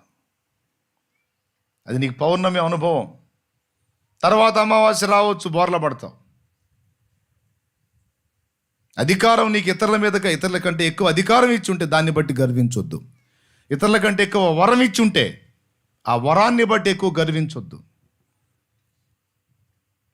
కొంతమందికి ఏదన్నా కొద్దిగా జ్ఞానం ఉందనుకో, కొంచెం అవగాహన, దాన్ని బట్టి ఏం విర్రవీగుతుంటారు. తప్పు. దేవుడు కోరాడు, నా ఎదుట దీన మనస్సు కలిగి ప్రవర్తించడం నేర్చుకోండి అని. కాబట్టి అందరికీ ప్రేమతో చెప్తున్నాను. దైవజనుడు విశ్వాస విషయంలో కూడా అంతే. స్టార్టింగ్లో దైవజనుడు చెప్పిన ప్రతి మాటకు లోపడతారు. తర్వాత ఆటోమేటిక్గా ఒక రకమైన రెక్లెస్నెస్ వస్తుంది. ఏంటో ఆయన చెప్పేది ఏదో చెబుతూ ఉంటాడు. ఎదురుగా అనకపోయినా పక్కన సనుక్కుంటూ ఉంటారు. నాకు వినపడదు, లేకపోతే నువ్వు వెంబడించే దైవజనుడికి వినపడదు, కానీ వినాల్సినోడు వింటూ ఉంటాడు. వీడికి కొంచెం పైత్యం పెచ్చైనట్టు నిన్ను అసలు కంట్రోల్ చేయాలనుకుంటాడు. సంత్య బోర్లు పడతావు, ఇక మళ్ళీ పైకి ఎక్కవు. నీకు అర్థం కాదు అది. బాగానే తిప్పలు పడుతున్నాడు, ఏంది ముందుకెళ్ళలేకపోతున్నాను అంటే. ఎందుకు వెళ్తావు? గర్వం. ఒకప్పుడు అదే ఆత్మీయ నాయకుడు చేసిన ఉపదేశంలో నువ్వు లోబడి విధేయత చూపి, వినమ్రత చూపి, నేర్చుకునే బుద్ధి కలిగి ప్రతిదీ గౌరవించు. ఇప్పుడు ప్రతి మాటకి తప్పులు వెతకడానికి ట్రై చేస్తావు, వంకలు చూపించడానికి ట్రై చేస్తావు, లెక్క లేకుండా మాట్లాడడానికి, సనగటానికి, గుణటానికి భయపడవు. అంటే నీకు తెలియకుండా అహం వచ్చేసింది, గర్వం వచ్చేసింది. ఫలితంగా దైవజనుడికి నష్టమే ఉండదు, కానీ విశ్వాసి నువ్వు దెబ్బతినే అవకాశం ఉంది. సహదాసుల విషయంలో కూడా అంతే. నీకెంత పరిజ్ఞానం ఉన్నా, ఎంత ప్రత్యక్షత ఉన్నా, ఎంత జ్ఞానం ఉన్నా, సాటి సేవకుల విషయంలో ప్రేమ పోకూడదు. ఎదుటి వాళ్ళని గౌరవించే మనస్సు పోకూడదు. కొద్దిగా అవగాహన రాగానే వెంటనే అవతల వాళ్ళని చాలా తేలికగా మాట్లాడేటువంటి నీచ ప్రవృత్తి మార్చుకోవాలి. నాశనమునకు ముందు గర్వము, పడిపోవుటకు ముందు అహంకారం గల మనసు నడుచునన్నాడు. అహంకారంగా ఎవడన్నా పరిగెత్తుతున్నాడంటే డౌట్ లేదు, వాడు బొక్క బోర్ల పడబోతున్నాడు అంతే. పడతాడు, వాక్యం నిరర్థకం కాదు. పడిపోవుటకు ముందు అహంకారం గల మనసు నడుస్తుంది. మనమే అప్పుడప్పుడు కొంతమందిని చూసి అనుకుంటాం, చూడు ఒరే నాయన ఇంత మిడిమేళంగా ఊరేగుతున్నారు వీళ్ళు, అసలు మామూలుగా ఉండదు వీళ్ళకని. అంటే ఏమని? ఖచ్చితంగా దెబ్బతింటారని. కాబట్టి సాటి దేవసేవకుని విషయంలో కూడా జాగ్రత్తగా మాట్లాడాలి. వెంటనే దూషించడం, తోలనాడటం, అహంభావంతో, గర్వంతో మాట్లాడటం క్షేమకరం కాదు. సన్మానించి, సౌమ్యంగా, మర్యాదగా, ప్రేమగా మాట్లాడాలి. నీకెంత కృపనిచ్చినా, ఎంత జ్ఞానం ఇచ్చినా, ఎంత అధికారం ఇచ్చినా, పేతురు అధికారం గొప్పదా, పౌలు అధికారం గొప్పదా? సంఘానికి స్తంభం అని చెప్పింది ఎవరిని? నా పక్కన కూర్చొని పాలిస్తామని చెప్పింది ఎవరికి? 12 గుమ్మాల మీద, పునాదుల మీద ఉన్న పేర్లలో పేతురు పేరుందా లేదా? పౌలు పేరుందా? అప్పుడు చెప్పు, యేసుతో తిరిగింది ఎవరు? యేసుతో నడిచింది ఎవరు? యేసుతో పాటు నీళ్ల మీద కూడా నడిచింది ఎవరు? ఎవరు నీడబడితే రోగులు స్వస్థత పొందారు? అవునా?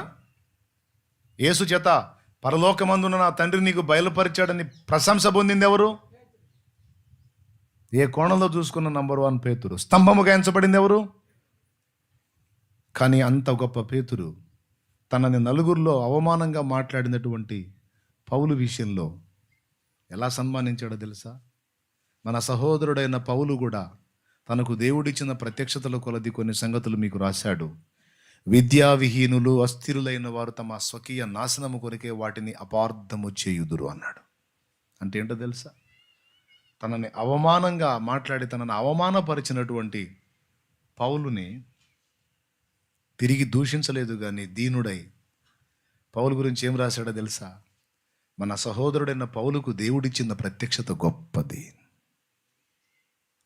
విద్యావిహీనులు, అస్థిరులైన వారు తక్కిన లేఖనములను అపార్థము చేయనట్లు పౌలు పత్రికలు కూడా అపార్థం చేస్తారు. చూసారా? నిన్న కాక మొన్న వచ్చాడు ఆప్టాల్ గాడు, వాడికి ఏం తెలుసు, ప్రతి ఒక్కడు మాట్లాడుతున్నాడు అని ఎట్లా మాట్లాడలేదు. పౌలు కూడా గొప్పవాడు, ఆయనకు కూడా ప్రత్యక్షత ఇచ్చాడు దేవుడని. పౌలును సన్మానించి తన గొప్పతనాన్ని చాటుకున్నాడు పేతురు. అందుకే పేతురు ఉంటాడు రేపు సింహాసనం మీద. పరలోక రాజ్యము ఇలాంటి వ్యక్తులతోనే నిండి ఉంటుందండి. ప్రభు రాజ్యము ఇలాంటి వ్యక్తులతోనే నిండి ఉంటుంది. పరలోక రాజ్యంలో, ప్రభు రాజ్యంలో నేను గొప్ప అనే గర్వాంధులు ఉండరు. వారు ఎంత గొప్పవారైనా సరే. ఇప్పుడు పౌలు గారు ఉంటాడు రేపు అక్కడ మనం పోతే, పేతురు గారు ఉంటాడు, యోహాను గారు ఉంటాడు, యాకోబు గారు ఉంటాడు, వీళ్ళందరూ ఉంటారు రేపు మనం పోతే అక్కడికి. వాళ్ళు మనల్ని ఎదుర్కొన్నప్పుడు ఏమంటారో తెలుసా? మనం వాళ్ళని చూసి, అయ్యా పౌలు గారు అంటే మీరేనా? శాలేమన్న చాలాసార్లు చెప్పాడయ్యా వాక్యంలో, మీరేనా అని నువ్వంటే, నిన్ను గురించి తెలుసుకుని అప్పటికే ఉంటాడు ఆయన. నిన్ను గురించి ఏమంటాడు తెలుసా? నువ్వు ఫలానా పేరు గల వ్యక్తి కాదు, ఎంత గొప్పదానివమ్మా, ఎంత ప్రార్థన చేశావో నువ్వు తెలుసా, నువ్వు ఎంత గొప్పదానివో తెలుసా అని మాట్లాడతాడు. మనం ఆయన్ని కనపరిచి మాట్లాడుతుంటే, ఆయన పరిచర్యను బట్టి ఆయన్ని హెచ్చించి మాట్లాడుతుంటే, ఆయన ఏటనుకుంటున్నావు వేటి మరి అనడం. ఆయన నీలో ఉన్న గొప్పతనాన్ని తీసి నీవు దేవుని కొరకు పడిన ప్రయాసను ఎత్తి మాట్లాడి ఆయన నిన్ను ప్రశంసిస్తూ ఉంటాడు. అయ్యా మీ అంతటి వారు నన్ను గురించి ఇలా మాట్లాడటం, అమ్మో నేను అంత అర్హురాల్ని కాదంటే, లేదమ్మా నువ్వు నాకంటే ఉత్తమురాలివి, నువ్వు నాకంటే గొప్పవాడివి నాయన అంటాడు. అలాంటి వ్యక్తులు, అలాంటి మనస్సులు, అలాంటి హృదయాలు ఉన్నదే నా యేసు రాజ్యం. ఒకటి మీద ఒకటి అతిశయపడి, ఒకటి మీద ఒకటి గర్వించేటువంటి అహంభావులు ఉన్నది కాదు పరలోక రాజ్యం, ప్రభు రాజ్యం. Praise the Lord. ఎంతమందికి అర్థమవుతుంది? కాబట్టి కలిగిన వాడికి కలిగింది స్థిరం కాదు, లేని వాడికి పేదరికం స్థిరం కాదు. ఒకరోజు రాబోతుంది, ఏమవుద్ది? బండి ఓడ ఇద్దే, ఓడ కూడా ఇద్ది. దేవునికి మహిమ. కాబట్టి దీనులను చూసి తిరస్కరిస్తే రేపు వాళ్ళు గొప్పవాళ్ళైనప్పుడు మనం సిగ్గుపడాల్సి వచ్చింది. కాబట్టి నీకే అంతస్తు ఇచ్చినా చిన్నవాళ్ళని, పెద్దవాళ్ళని అందరినీ ప్రేమగా పలకరించి, మంచిగా మన్నన చేసి, గౌరవించి, సన్మానించి, తగ్గింపు కలిగి నడుచుకోవటం ఎంత మంచి బుద్ధి. ఎందుకు ఈ మ్యాటర్ అంతా చెప్తున్నానంటే, దావీదు మిగిలినవి ఏవి కోరుకున్నా ఏవి స్థిరం కాదు. నీకు రాజ్యం కావాలా? వరం ఇస్తాను, కోరుకో దావీదు. నాకు వద్దయా, రాజ్యం వద్దా? ఎంతకాలం? నేను ఎంతకాలం ఉంటాను? నా రాజ్యం ఎంతకాలం ఉంటుంది? నా రాజ్యం ఉండొచ్చు, నేను ఉండనుగా. కొన్ని వెండి బంగారాలు కావాలా? ఎందుకు ప్రభువా? నాతో పాటు అవి కూడా పోతాయిగా. మరి ఏం కావాలి? ఆరోగ్యం కావాలా? ఇప్పుడు ఆరోగ్యం ఇస్తావు, తర్వాత అయినా ఈ మట్టి శరీరానికి మరణం తప్పదుగా. అరే ఆయుష్ కావాలా? ఎంత ఆయుష్ ఇస్తావు దేవా? ఎంత ఆయుష్ ఇచ్చినా నువ్వు ఇచ్చిన ఆయుష్ కాలం పూర్తవగానే వెళ్ళిపోవాలిగా. కాబట్టి ఇక ఈ లోక సంబంధమైన ఏవి నేను అడగదలుచుకోలేదయా. అర్థమైతే స్తోత్రం చెప్పండి గట్టిగా, ప్రభుకి గట్టిగా చెప్పండి. మరి ఏం కావాలి చెప్పవయ్యా? నీ సన్నిధి కావాలయ్యా.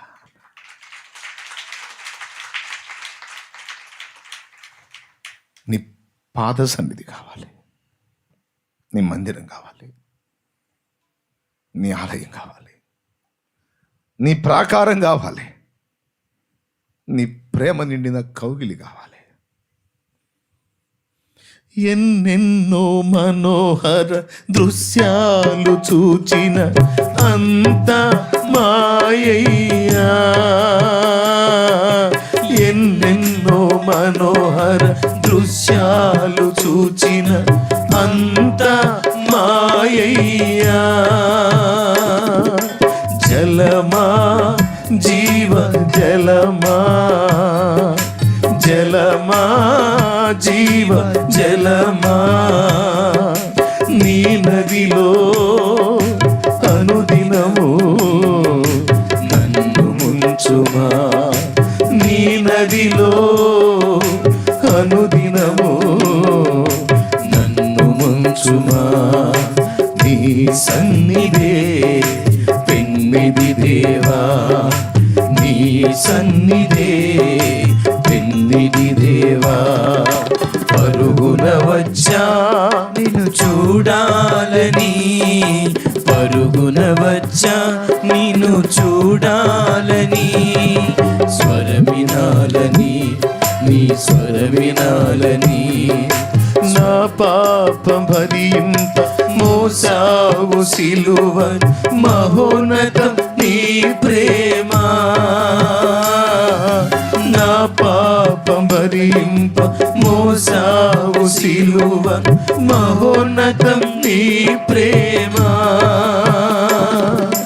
చల్లని గాలి కల్వరి, చల్లని గాలి, చల్లని గాలి కల్వరి, చల్లని గాలి. ఆవరించుమా, ఆదరించుమా, ఆలించుమా, ఆవరించుమా, ఆదరించుమా, ఆలించుమా. రాజా యేసు రాజా, రాజా యేసు రాజా. నీ సన్నిధే పెన్నిది దేవా, నీ సన్నిధే పెన్నిది దేవా. 1,000,000 ఐశ్వర్యం నన్ను వెదకి వచ్చిన నీకది సమమౌనా. 1,000,000 ఐశ్వర్యం నన్ను వెదకి వచ్చిన నీకది సమమౌనా. సంపద సిరి సంపద, సంపద సిరి సంపద. యేసయ్యా నిన్ను గూర్చిన తలంపులే నాకు, యేసయ్యా నిన్ను గూర్చిన తలంపులే నాకు. రాజా యేసు రాజా, రాజా యేసు రాజా. నీ సన్నిధే పెన్నిది దేవా, నీ సన్నిధే పెన్నిది దేవా. పరుగున వచ్చా నిన్ను చూడాలని, పరుగున వచ్చా నిన్ను చూడాలని, స్వరమినాలని నీ స్వరమినాలని, స్వరమినాలని నీ స్వరమినాలని. హల్లెలూయా. ఏం దావీదు, భార్యలు వద్దా? ఎంతకాలం ఉంటారు ప్రభు? పిల్లలు వద్దా? వాళ్ళైనా ఎంతకాలం ఉంటారు ప్రభు? నా జీవితంలో ఎవరు నాకు తోడున్నా చివరి దాకా ఎవరు నాతో రారుగా. నా జీవితాంతం నాకు తోడుండేవాడవు నీవే. ఈ లోకాన్ని వదిలిన తర్వాత కూడా నాతో ఉండేవాడివి నీవేగా ప్రభు. అందుకే నేను వరం అడుగుతా, ఇస్తావా దేవా? చెప్పు దావీదు, ఏంటి? నాకు నువ్వు కావాలి దేవా. నా వరాల తండ్రివి నీవే, నాకు కావలసిన వరం నువ్వే. నీ పాద సన్నిధి, నీ ప్రేమ కావాలి, నీ సన్నిధిలో నేను ధ్యానించాలి, నీతోనే ఉండాలి. నాకు ఇది గిఫ్ట్గా కావాలి, నాకు ఇది వరంగా ఇవ్వయ్యా. నాకు రాజ్యాలు కాదు, అంతస్తులు కాదు, దాసదాసీలు కాదు, భార్యలు కాదు, పేరు ప్రఖ్యాతులు కాదు, ఏ సంబంధమైన అస్థిరమైన బంధాలు కాదు. నాకు అర్థమైంది, అన్నీ చూశాను. నాకు నువ్వు కావాలి. ఎప్పటికీ నువ్వే నాకు స్థిరం, శాశ్వతం. నీ సన్నిధి కావాలి, నీతోనే నేను ఉండాలి. అందుకే దావీదంటే దేవునికి ఇష్టం. దావీదుని గురించి దేవుడు ఏం సాక్ష్యం ఇచ్చాడు తెలుసా? నా చిత్తానుసారమైన మనస్సు గలవాడు అని. హల్లెలూయా. దావీదు హృదయం అంతా నా కోసమే కొట్టుకుంటుంది. నా చిత్తానుసారమైన మనసు గలవాడు. ప్రతి మనిషి జీవితంలో తప్పులు ఉన్నట్టు దావీదు జీవితంలో కూడా కొన్ని తప్పులు ఉన్నాయి. దేవుడైతే ఒక 2-3 రాయించాడు, కానీ దావీదు ఒప్పుకున్నాడు, నా తల వెంట్రుకల కంటే విస్తారంగా ఉన్నాయి నా తప్పులు పాపాలని. కానీ అన్నిటినీ పరిహరించి, అన్నిటినీ క్షమించి, నన్ను ప్రేమించి, నా తలనెత్తి నన్ను గొప్ప చేసిన నా పరిశుద్ధ దేవుడు. దేవుని మందసం వస్తూ ఉంది పాళెంలోనికి. రాజు అన్న సంగతి కూడా మర్చిపోయి ఒక సామాన్యుడిలాగా మందసం ముందు దేవుని మహిమపరుస్తూ గంతులు వేస్తూ దేవుని ఆరాధించసాగాడు. చూసేవాళ్లలో కొంతమంది ఎగతాళి చేసుకున్నారు. కట్టుకున్న భార్య మీకాలు, గొర్రెలు కాసేవాడిని తీసుకొచ్చి రాజుని చేస్తే ఇంతే ఉంటుంది. కూలి బతుకులు, కూలి బుద్ధులు, లేబర్ చేష్టలు. మన భాషలో మాట్లాడాలంటే లేబర్ చేష్టలు. కిటికీలో నుండి చూసి ముఖాముఖి చూసి సణుగుతా ఉంది. దావీదు ముఖం మీదే ఉంది, బట్టలన్నీ పోయినాయి, మొల మీద వస్త్రం మాత్రం ఉంది. ఆ తన్మయత్వంలో నా దేవుడు, నా దేవుని సన్నిధి, నా దేవుని మందసం, సైన్యములకు అధిపతిగా యెహోవా పాళెములోనికి ఆయన సన్నిధి వస్తూ ఉంది. ఆయన గుడారంలోనికి ఆయన మందసం వస్తూ ఉంది. ఓహో, నా దేవుడు, నా దేవుడు, నా దేవుడని ఆయనను గురించి దావీదు పరవశించి మహిమపరుస్తూ ఆ తన్మయత్వంలో దేవుని ముందు దాసుడై, ఒక సామాన్యుడై, వినమ్రుడై, సాగిలపడుతూ, సాష్టాంగపడుతూ, ఆయన్ని ఆరాధిస్తూ, నాట్యమాడుతూ ఆయన ముందు వెళ్తూ ఉంటే వెనక మందసం వస్తూ ఉంది. లేవీయుల భుజాల మీద మందసం మోసుకుంటూ వస్తున్నారు. ప్రజలంతా నిశ్చేష్టులై, ఇతడు రాజు కదా, సామాన్యుల కంటే దారుణంగా ఎందుకు ఇలాగా ఎగురుతూ సాష్టాంగపడుతూ మందసం తీసుకొని వెళ్తున్నాడు. మీకాలైతే భార్య ఉండబట్టలేక అడిగేసింది, బుద్ధి లేదా, ఎట్లా ఉన్నావు నువ్వు, రాజువేనా నువ్వు, లేబర్ చేష్టాలు చేస్తున్నావు అన్నట్టు మాట్లాడింది. అప్పుడేమన్నాడు తెలుసా? అవును, నేను లేబర్నే, నేను దాసుణ్ణే, నా దేవుని ముందు నేను ఎప్పుడూ దాసుణ్ణే. ఇశ్రాయేలు సర్వ సమాజానికి నేను రాజును కావచ్చు, ఇశ్రాయేలు జనాంగం మొత్తానికి, మనుషులందరికీ నేను రాజును కావచ్చు, కానీ నాకు ఒక రాజు ఉన్నాడు. ఆయన సైన్యములకు అధిపతి యెహోవా. ఆయన ఎదుట నేను ఎప్పటికీ దాసుండే. గొర్రెలు కాసుకుని గొర్రెల దొడ్డిలో ఉన్న నన్ను తీసుకొచ్చి నీ తండ్రి సింహాసనాన్ని, కిరీటాన్ని నాకు ఇచ్చాడు నా దేవుడు. ఇచ్చాడని కాదు, ఇవ్వకపోయినా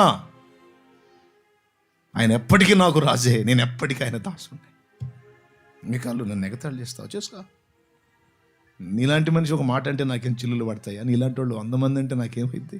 నా దేవుడు అదిగో ఆయన సాక్ష్యపు మందసం వస్తుంది. పిచ్చి దేవుడంటే పిచ్చి. దేవుడే ప్రపంచం, దేవుడే లోకం. ఆయన కీర్తి, ఆయన మహిమ, ఆయన కార్యములను వివరించి వివరించి వివరించి ప్రచురపరచటం ఇష్టం, ధ్యానించటం ఇష్టం, ప్రార్థించటం ఇష్టం, ప్రస్తుతించటం ఇష్టం, ఆరాధించటం ఇష్టం, ఆయన గురించి రాయటం ఇష్టం, మాట్లాడటం ఇష్టం. మరి ఇంతగా దేవుని గణపరిచి ప్రేమించి ఆయన లోకంలో బ్రతికే దావీదును వదిలేస్తాడు దేవుడు? ఎవరికి అందనంత ఎత్తులో పెట్టాడు. ఎంత ధన్యత ఇచ్చాడో తెలుసా? ఆయన మనుషుడిగా భూమి మీదకి వచ్చినప్పుడు ఆ దావీదు కుమారుణ్ణి అనిపించుకోవటానికి సిగ్గుపడలేదు నా దేవుడు. హల్లెలూయా. నా ప్రియమైన దేవుని బిడ్డలారా, ఎందుకు దావీదు దేవుని సన్నిధిని కోరాడో తెలుసా? దావీదుకు తెలుసు రహస్యం. మానవుడు వెతుకుతున్న సంతోషం ఎక్కడో లేదో ఆయన సన్నిధిలో ఉంది. నీ సన్నిధిని సంపూర్ణ సంతోషము కలదు నీ కుడి చేతిలో. మనుషుడు వెతుకుతున్నటువంటి సుఖ సంతోషాలన్నీ కూడా దేవుని పాద సన్నిధిలో, ఆయన కుడి చేతిలోనే ఉన్నాయన్న రహస్యం అర్థమై, నాకు నువ్వు కావాలి, నీ సన్నిధి కావాలి, నువ్వుంటే నాకు అన్నీ ఉన్నట్టే. అంతేనా?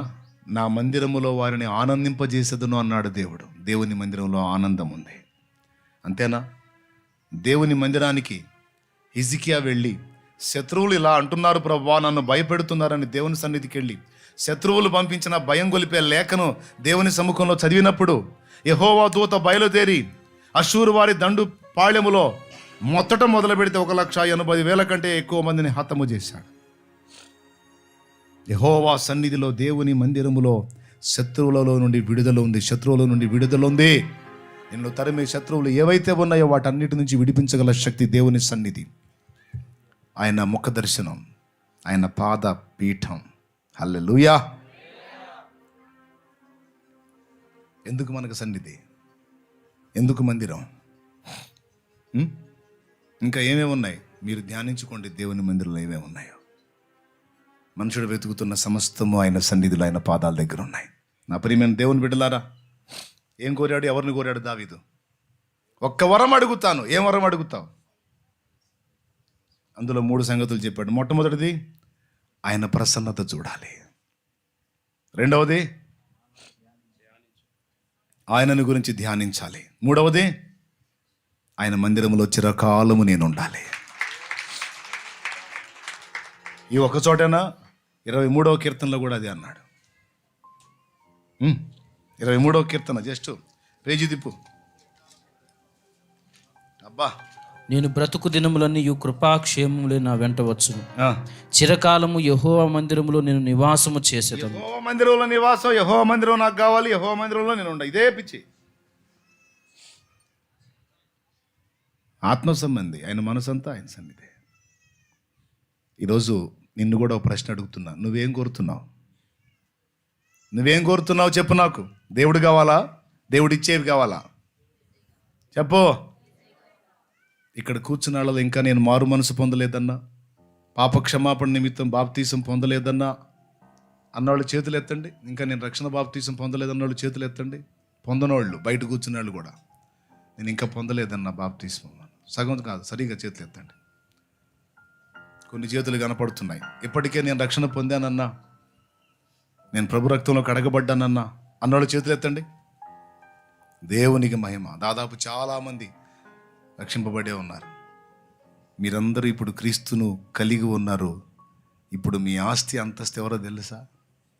యేసయ్య. హల్లెలూయా. ఈరోజు మీరందరూ ఆయననే స్వాస్థ్యంగా పొందుకున్నారు, ఆయననే ఆస్తిగా పొందుకున్నారు. ఇంకా కొంతమంది ఇంకా పొందలేదు. దేవుడు నాకు కావాలన్నా, దేవునితోనే నేను ఉండాలనుకుంటున్నానన్నా, దేవునితోనే నేను బ్రతకాలనుకుంటున్నాను, దేవుని బిడ్డగానే ఇక్కడ అక్కడ నేను జీవించాలనుకుంటున్నాను అంటే అందుకు ముందు నువ్వు చేయాల్సిన పని నీ పాప జీవితం కడిగేసుకోవటం. నీకై కల్వరి శిలువలో ప్రభువు కార్చిన రక్తము, నీ పాపముల నిమిత్తం ఆయన చేసిన బలియాగమును నమ్మి ఆయన రక్తంలో నీ ప్రతి పాపము కడిగి పరిశుద్ధపరచుకొని ఆయన రెక్కల క్రిందికి నీవు రాగలిగితే, బాప్తీసం అనుభవంలోకి నువ్వు రాగలిగితే నువ్వు కూడా దేవుడిని ఆస్తిగా పొందుకున్నట్టే. దేవుడిగా నీ వాడవు. నువ్వు దేవుని దానవు, దేవుని వాడవు. అన్నా నేను ఇక తడవు చేయను, తప్పకుండా ఆ రక్షణ నాకు కావాలి, నాకు దేవుడు కావాలన్నా, నాకు ప్రియమైన నా యేసయ్య కావాలన్న అన్నోళ్ళు చేతులు ఎత్తండి. నాకు రక్షణ కావాలి, నేను ఇంకా పొందలేదు, ఈరోజు ఒక తీర్మానం చేస్తున్నానన్నా, నా బాప్తీసం కోసం ప్రార్థన చేయాలంటే చెయ్యొద్దు. నీ బాప్తీసం కోసం ప్రార్థన చేస్తా. చేతులు ఎత్తిన వాళ్ళు అలా లేచి నిలబడండి. రక్షణ బాప్తీసం కొరకు చేతులు ఎత్తిన వాళ్ళు లేచి నిలబడండి. దేవుడు కావాలి, నాకు ఆయన ఇచ్చే రక్షణ కావాలన్నోళ్ళు చేతులు ఎత్తిన వాళ్ళు అలా లేచి నిలబడండి. మీకోసం ప్రార్థన చేస్తా, మీ రక్షణ కోసం.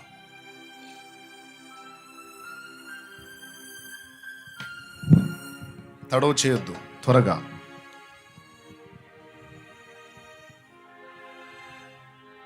నీ అమావాస్య దినములు తీరిపోయి వెలుగు నీకు ఉదయించబోతుంది. హల్లెలూయా. దేవుని వెలుగు, నీతి సూర్యుని ప్రకాశము నీ జీవితంలో తేజరిల్లబోతుంది.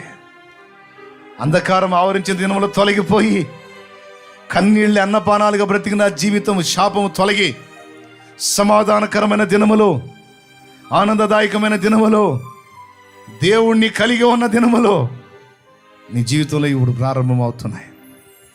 లేచి నిలిచిన వారందరినీ నేను దేవుని చేతికి అప్పగిస్తాను. పరిశుద్ధ ప్రభువా, ఈరోజు నీ సముఖంలో నా ఎదుట నాకు రక్షణ కావాలి, యేసయ్య రక్తంలో నా పాపాలన్నీ కడిగేసుకొని పరిశుద్ధపరచబడాలి, నాకు దేవుడు కావాలి, నాకు దేవుడు కావాలి, నా ప్రభువు కావాలని నిలిచిన నీ బిడ్డలందరినీ పేరు పేరున నీ చేతికి అప్పగిస్తా ఉన్నాను. బిడ్డలందరినీ హస్తానికి అప్పగిస్తున్నాను. ప్రభు ఆశీర్వదించు. సగం బాప్తీసం పొందినట్టే ప్రభువారు మిగిలిన కార్యక్రమం నీ దాసుని ద్వారా సంపూర్తి చేయి. ఈ ఆత్మలన్నిటినీ నీ చేతికి అప్పగిస్తున్నాను. మీరు నరకానికి వెళ్లకుండా నిత్య జీవానికి చేరి మాతో పాటు మేమంతా కలిసి నిన్ను సేవించడానికి ఈ బిడ్డలందరినీ రక్షించుకోమని, రక్షించినందుకు వందనాలు చెల్లిస్తూ యేసుక్రీస్తు నామంలో ప్రార్థించి నేను మయంపరుచుకుంటున్నాం తండ్రి. ప్రార్థన విన్న దేవునికి స్తోత్రం చెప్దామా? స్తోత్రం స్తోత్రం స్తోత్రం స్తోత్రం హల్లెలూయా. స్తోత్రం. సంతోషం. కూర్చోండి. మంచి తీర్మానంలోకి అనేక మంది వచ్చారు. వీరికి దేవుడు కావాలి అనే నిర్ణయానికి వచ్చారు. ఇప్పుడు మిమ్మల్ని అడుగుతున్నాను, ఇప్పటికే రక్షణలోనికి వచ్చిన ప్రియమైన బిడ్డలారా, మీరేం కోరుతున్నారు? దేవుడు వరం ఇస్తానంటే మీరేం కోరుతున్నారు? యేసయ్య సన్నిధి, అందులో ఏం ఆశిస్తున్నారు? ఆయన ముఖ దర్శనాన్ని ఆశిస్తున్నారా? ఆయనను కూర్చున్న జ్ఞాపకాలు ధ్యానించగోరుతున్నారా? ధ్యానించాలి, గుర్తు చేసుకోవాలి.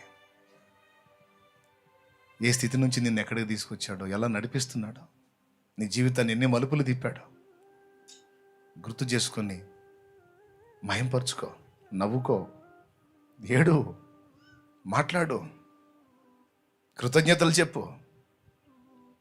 గుండెలో నుంచి రాని ఆయన జ్ఞాపకాలు, అన్ని రకాల జ్ఞాపకాలు గుర్తు చేసుకో. నువ్వు అనుభవించిన వేదనలు గుర్తు చేసుకో. అందులోంచి నిన్ను దర్శించి మాట్లాడి నిన్ను బయటికి తీసుకొచ్చిన అనుభవాలు గుర్తు చేసుకో.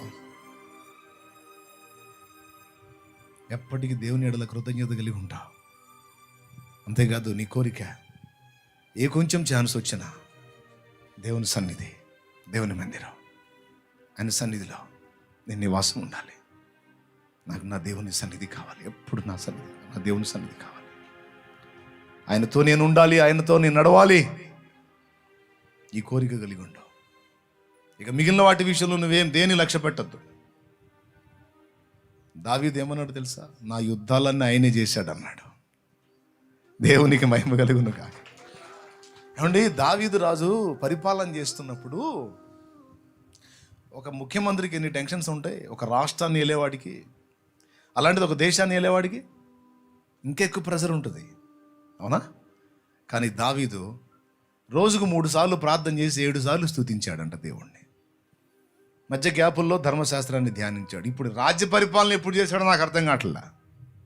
కానీ మీకు తెలుసా, దావీదు రాజ్యం చరిత్ర పుటల్లో నిలిచిపోయేంత అద్భుతంగా వర్ణించబడింది, పాలించబడింది. తెలుసా, దావీదు లైన్లో ఉన్నప్పుడు, దావీదు క్రమంగా ఉన్నప్పుడు ఎదురులేదు. ఇక ఎక్కడికన్నా ఇల్లు జయమే దావీదుకి. ఎందుకో తెలుసా? దేవుడు తోడై ఉన్నాడు దావీదుకి. దాని మీద పెద్ద పని కట్టుకొని దృష్టి పెట్టాల్సిన అవసరం లేదు. పోతా పోతా విసిరితే అదే పండి వచ్చేసిందిరా ఇంటికి అంటారే, అట్లా చేస్తాడు ఆయన. మనం ఏదో జుట్టు పీక్కొని గందరగోళం అయిపోయి ఇది అట్లా, అది అట్లా, అది ఇట్లా, ఇది ఇట్లా, ఏం తీసవతలు పట్టేసి ఆయన ఒక్కడు చాలు. నీకు ప్రతికూలమైనవన్నీ కూడా అనుకూలంగా అయిపోయి, ఇది రాదురా చేతికి అనుకున్నది కూడా నీ చేతికి వచ్చేటట్టు నా దేవుడు చేస్తాడు. ఎప్పుడు? అది నీ పంట, నీ సంపాదన కాదు, నీ కుటుంబం, నీ భర్త, నీ భార్య, నీ పిల్లలు, నీ ఇల్లు, నీ సమాజం, నీ సంఘం, నీ సమస్తం ఆయన మలుపు తిప్పగలుగుతాడు. నీ అమావాస్యని అద్భుతమైన పౌర్ణమిగా ఆయన మార్చగలుగుతాడు. కనుక ధైర్యం తెచ్చుకో, దేవుని మయంపరచుకో. దేవుని లోకంలో, దేవుని ప్రపంచంలో నుంచి బయటికి రావడానికి ఇష్టపడద్దు. ఆయనే నీ లోకం, ప్రపంచం, జీవం, జీవితం మొత్తం అయిపోవాలి. యేసు నామములో ఆ కృప మనందరికీ దేవుడు దయచేయును గాక. ఒకసారి అందరం పైకి లేచి నిలబడదాం. ఈరోజు మనందరం కలిసి ఒక వరం అడుగుదాం. ఏమడుగుతావు? అడుగు నువ్వు దేవుణ్ణి. ఇప్పుడు చెప్పాగా, అడుగు. ఏమడుగుతావో నా దేవుని.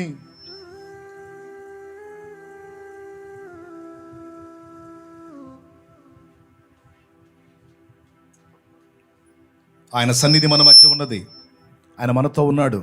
ఆయన మన హృదయాల్లోకి తొంగి చూస్తున్నాడు. హృదయాల్లోకి ఏం కోరుతావు కోరు దేవుణ్ణి. తండ్రి నీకు వందనాలు. హల్లెలూయా, హల్లెలూయా, హల్లెలూయా, హల్లెలూయా. అందరం ప్రార్థన చేద్దాం.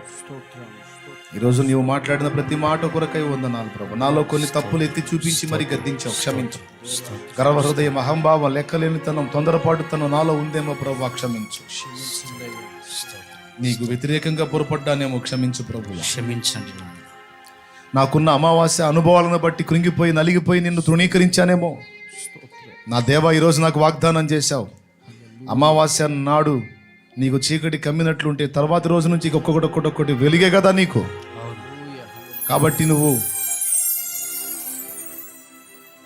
సంతోషించమని చెప్పావు, నీకు స్తోత్రం. స్తోత్రం, స్తోత్రం. కొమ్ము బోర ఓదమని చెప్పావు, నీకు స్తోత్రం. జయధ్వని చేయమని చెప్పావు, నీకు స్తోత్రం. స్తోత్రం, స్తోత్రం. హల్లెలూయా. అంతేకాదు ప్రభు, మేమేమి కోరాలో మాకు నేర్పించావు. ఎవరు క్షేమమో, ఎవరు ప్రాముఖ్యమో, ఎవరు శాశ్వతమో అది నీవేగా ప్రభు. నీవే మా అందరికి వరంగా అయ్యా. నీ సన్నిధే మాకు వరముగా దయచేయి. నీ చిత్తము నెరవేర్చుట, నిన్ను సంతోషపెట్టుట, నిన్ను ధ్యానించుట, నీ ప్రసన్నత చూచుట, నీ మందిరములో నివసించుట ఏ మాకందరికి వరముగా దయచేయి ప్రభువా. నీ సన్నిధి ఎప్పుడు మా నుండి తొలగిపోవద్దు. నీ సన్నిధిలో నుండి మేమెప్పుడు తొలగిపోవద్దు. నిరంతరం నీ సన్నిధిలో నడుచుతూ నిందారహితముగా ఉండునట్లు మాకు కృప దయచేయి. ఇదే వరముగా దయచేయి. దావీదుకి ఇచ్చిన ధన్యత మాకు కూడా దయచేయి దేవా. దావీదు కుమారుణ్ణి అనిపించుకోవడానికి ఇష్టపడ్డావే, సిగ్గుపడలేదే. ఎంత ఆధిక్యత ఇచ్చావు నాయనా దావీదు మహనీయునికి. దేవా, నీ దాసుడైనా నాకును మాకును ఆ కృపను. ఎంత ఎదిగినా ఒదిగుండే మనస్సు నీవు, తగ్గించుకునే మనస్సు నీవు, దీన మనస్సు నీవు, సాత్వికమైన మనస్సు నీవు, వినయము కలిగిన మనస్సు నీవు. ఏ స్థితికి వెళ్ళినా మాకంటే ముందటి వారిని, పెద్దవారిని గౌరవించే మనస్సు మాకివ్వు. దీనులైన వారిని కనికరించే బుద్ధి మాకివ్వు. కళ్ళు నెత్తికొచ్చినట్టు మేము నడవకుండా, మా ఆరంభం ఎక్కడి నుంచి వచ్చిందో, మేము ఏ స్థితి నుంచి వచ్చామో అవన్నీ ఎప్పుడు మర్చిపోకుండా గుర్తుపెట్టుకొని కృతజ్ఞత కలిగి నీ ఎదుటను, మనుషుల ఎదుటను ప్రవర్తించడానికి సహాయం వచ్చేది. మా బిడ్డలందరినీ వేళ ప్రత్యేకంగా దర్శించినందుకు నీకు వందనాలు చెల్లిస్తున్నాను.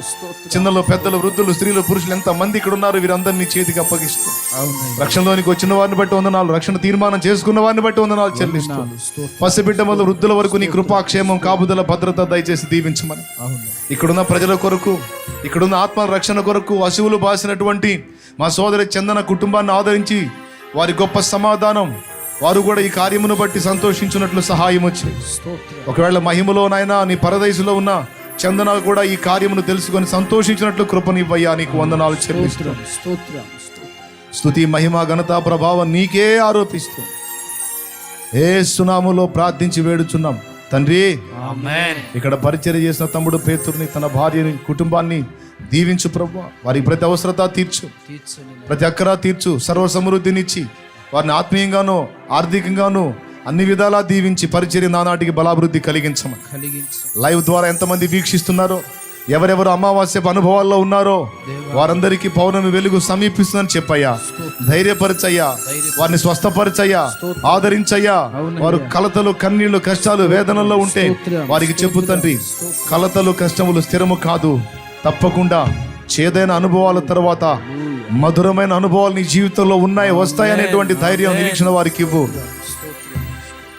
వారందరినీ ఆదరించి ధైర్యపరిచి మేలులతో నింపమని. ఈ లైవ్లో ఎంతమంది అయితే బాధ్యతగా ప్రతి దినము తప్పక కలుస్తూ నిన్ను మయంపరుచుకుంటున్నారో, ఈ పండుగలో ఏకీభవించి ఆనందిస్తున్నారు, వారందరినీ పేరు పేరున దీవించి వారి కుటుంబాలు కూడా శుభప్రదమైన నిరీక్షణతో వర్ధిల్లును గాక. పరిశుద్ధాత్మ పూర్ణులమై, పరిశుద్ధాత్మ సంబంధులమై, పరిశుద్ధాత్మ నడిపింపులు మేమందరం నిరంతరం వర్ధిల్లునట్లు సహాయం చేయమని ఈ గ్రామం అంతటిని మీ చేతికి అప్పగిస్తున్నాను. ఈ గ్రామంలో అన్యజనుల రక్షణ కొరకు ప్రతి విశ్వాసి నడుం కట్టి ప్రార్థన చేయటమే కాదు, మంచి సాక్ష్యము కలిగి ఉండటమే కాదు, ఇతరులకు సువార్త ప్రకటించి, వ్యక్తిగతంగా సువార్తను ప్రకటించి అనేక ఆత్మలను రక్షించడానికి శక్తినిమ్మని దైవజనులను అర్థం చేసుకొని మంచిగా సహకరించి దైవిక ప్రేమతో ఈ పరిచర్య నానాటికి బలాభివృద్ధి పొందడానికి సహాయం చేయమని. ఇంకా ఈ సంఘములు ఎక్కడెక్కడైతే ఉన్నాయో అక్కడెల్లా కూడా ఇదే క్రమం అనుసరించి దైవిక ప్రేమలో, కృపలో, క్షేమంలో వర్ధిల్లుటకు సహాయం చేయమని యేసు నామమున వేడుచున్నాం తండ్రి. Amen. Amen. Amen. Final blessing. అధ్యక్షుల వారికి సమయం ఇస్తాను. నన్ను ప్రేమించి ఆహ్వానించి నాకు ఈ టైం ఇచ్చిన మరి దైవ సేవకులకు ప్రత్యేక వందనాలు. తమ్ముడు పేతురు వారికి, వారి కుటుంబానికి ప్రత్యేక వందనాలు. సంఘానికి ప్రత్యేక వందనాలు. లైవ్ వీక్షకులకు ప్రత్యేక వందనాలు. మీ అందరికీ హృదయపూర్వక వందనాలు. సమయం దైవజనులకు ఇస్తున్నాను. దేవునికే మహిమ. రేపటి రోజున శుక్రవారం చర్చిలో ప్రేయర్ ఉంటుంది. ఇక శనివారం రోజు కేశవరపాడు, ఏ జిల్లా? ప్రకాశం జిల్లానే. అది కూడా మరి రేపు శుక్రవారం చర్చిలో ప్రేయర్ ఉంటుంది. అది ప్రత్యేక ప్రార్థన, ఉపవాస ప్రార్థన కాబట్టి అది మిస్ కాకూడదు. కనుక రేపు సన్నిధిలోనే కేటాయించడం జరిగింది. ఎల్లుండి శనివారం కేశవరపాడు, ప్రకాశం జిల్లా కేశవరపాడు మందిర ప్రతిష్ట. మళ్ళా సోమవారం, ఎందుకంటే శనివారం అయిపోతే ఆదివారం ఆరాధన. ఇక సోమవారం మళ్ళా అది గుంటూరు జిల్లానేనా? అది గుంటూరు జిల్లా దేచవరం అనేటువంటి ప్రాంతంలో మందిర ప్రతిష్ఠ ఉంది. ఇంకా తర్వాత వరుసగా ఉంటాయి.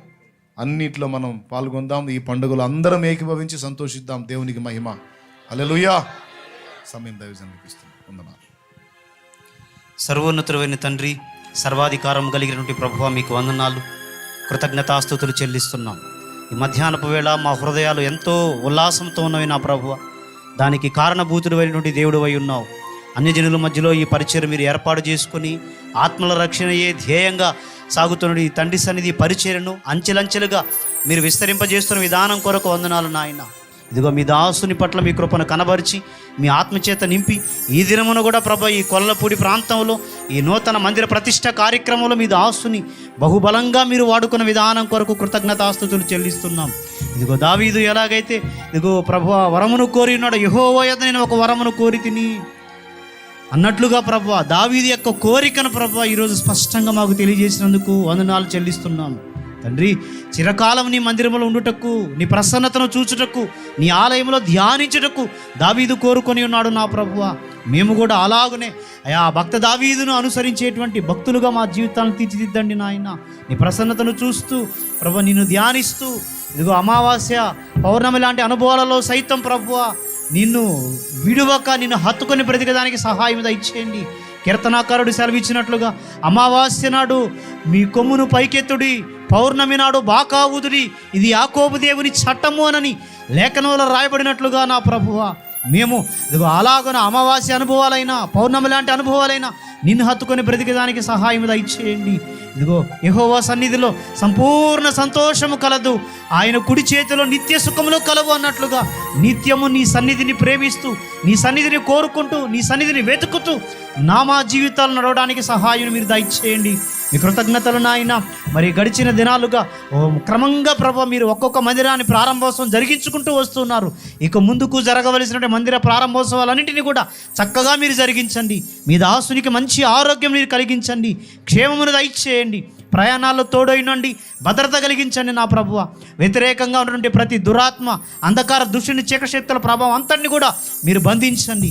ఈ కొలలపూడి ప్రాంతంలో ఏర్పాటు చేసుకుని ఈ పరిచర్యకు కూడా ఇప్పటి వరకు తోడై ఉన్నారు, ఇక ముందుకును తోడై ఉండి వేవేల మందిని ప్రభు మీరు ఎలగొట్టి పిలవమని కోరుకొనుచున్నాను ప్రభువ.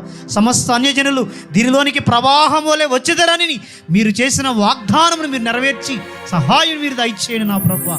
ఈ దినమున రక్షణకు సిద్ధపరచబడిన బిడ్డలను బట్టి కూడా వందనాలు. వారు కూడా రక్షణ పొంది నీ రక్తంతో వారి ప్రతి పాపములు కడిగి వేసుకొని నెమ్మది కలిగిన దినాలు పొందినట్లుగా సహాయం దయచేయమని సమస్తమైన మహిమను ఘనతను ప్రభావం నీకు మాత్రమే ఆరోపిస్తూ ఇక్కడ సమకూనే ప్రతి బిడ్డను కూడా పేరు పేరున మీరు దీవించండి.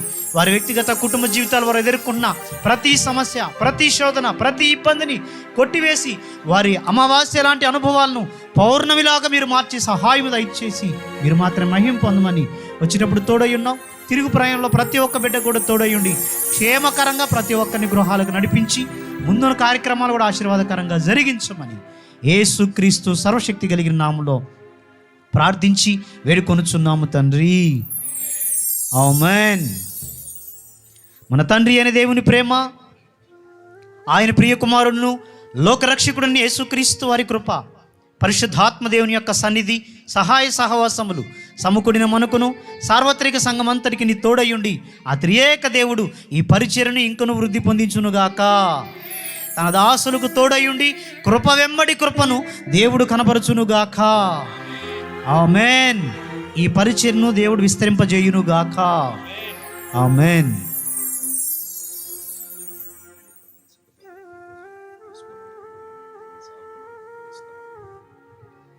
మంచిది. మరి దైవజనులు వాక్యం ప్రకటించినప్పుడు ఆ వాక్యాన్ని గుండెల్లోనికి తీసుకొని రక్షణ బాప్తిస్మానికి సిద్ధపడినటువంటి బిడ్డలు ఉన్నారు. దయచేసి రక్షణ బాప్తిస్మానికి సిద్ధపడినటువంటి వారు ముందుకు వచ్చినట్లయితే మరి బాప్తిస్మాల గురించిన పూర్వపరాలు మీకు తెలియజేసి మరి దైవజనులు మీకు బాప్తిస్మం ఇవ్వడానికి సిద్ధంగా ఉన్నారు. దైవజనులు అందుబాటులో ఉన్నారు. మరి బాప్తిస్మాల గురించిన పూర్వపరాలు తెలియజేసి మీకు బాప్తిస్మం ఇస్తారు. ఎవరైనా మేము బాప్తిస్మం తీసుకోవడానికి ఈ క్షణంలో సిద్ధమైనటువంటి వారు దయచేసి ముందుకు వచ్చి ప్రార్థనలో ఏకీభవించాలని ప్రభు పేరట కోరుతున్నాను. మంచిది. మరి ఆశీర్వాదకరంగా దేవుడు ఈ మందిర ప్రతిష్ట కార్యక్రమాన్ని జరిగించారు. చాలా సంతోషం. ఈ పరిచర్య కొరకు మరి దైవజనుల కుటుంబం కొరకు దైవజనుల కొరకు తప్పక అనుదిన ప్రార్థనలో జ్ఞాపకం చేసుకోవాలని ప్రభు పేరట మిమ్మల్ని కోరుతూ ఉన్నాము. ఇక రోజు కూడా ఇక ముందున్నటువంటి వారంలో కూడా వరుసగా మందిర ప్రతిష్ట కార్యక్రమాలు ఉన్నాయి. వాటి విషయం కూడా ప్రార్థన చేయండి. వాటిని కూడా ప్రభు చక్కగా ఆశీర్వాదకరంగా జరిగించి ప్రతి విధమైన ఆటంకిని తొలగించి ప్రభు యొక్క నామం మహిమపరచబడలాగున్న మీ వ్యక్తిగత కుటుంబ ప్రార్థనలో జ్ఞాపకం చేసుకోవాలని ప్రేమపూర్వకంగా మీ అందరికీ తెలియజేస్తున్నాము. లైవ్లో ఉన్నటువంటి వారికి కూడా ప్రేమపూర్వకమైనటువంటి వందనాలను తెలియజేస్తున్నాం. ముందున్నటువంటి కార్యక్రమాల కొరకు లైవ్లో వారు కూడా తప్పక ప్రార్థించాలని ప్రభు పేరట కోరుతూ ఉన్నాము. దయచేసి గమనించండి. మరి వచ్చిన వారందరికీ కూడా ఆ ప్రేమ విందు ఏర్పాటు చేయడం జరిగింది కనుక దయచేసి ఎవరు కూడా ఆ ప్రేమ విందును తీసుకోకుండా వెళ్ళొద్దు. భోజనం చేసి వెళ్ళాలని ప్రభు పేరట కోరుతూ ఉన్నాము. మంచిది. అందరికీ ప్రేమ వందనాలు. దయచేసి గమనించండి.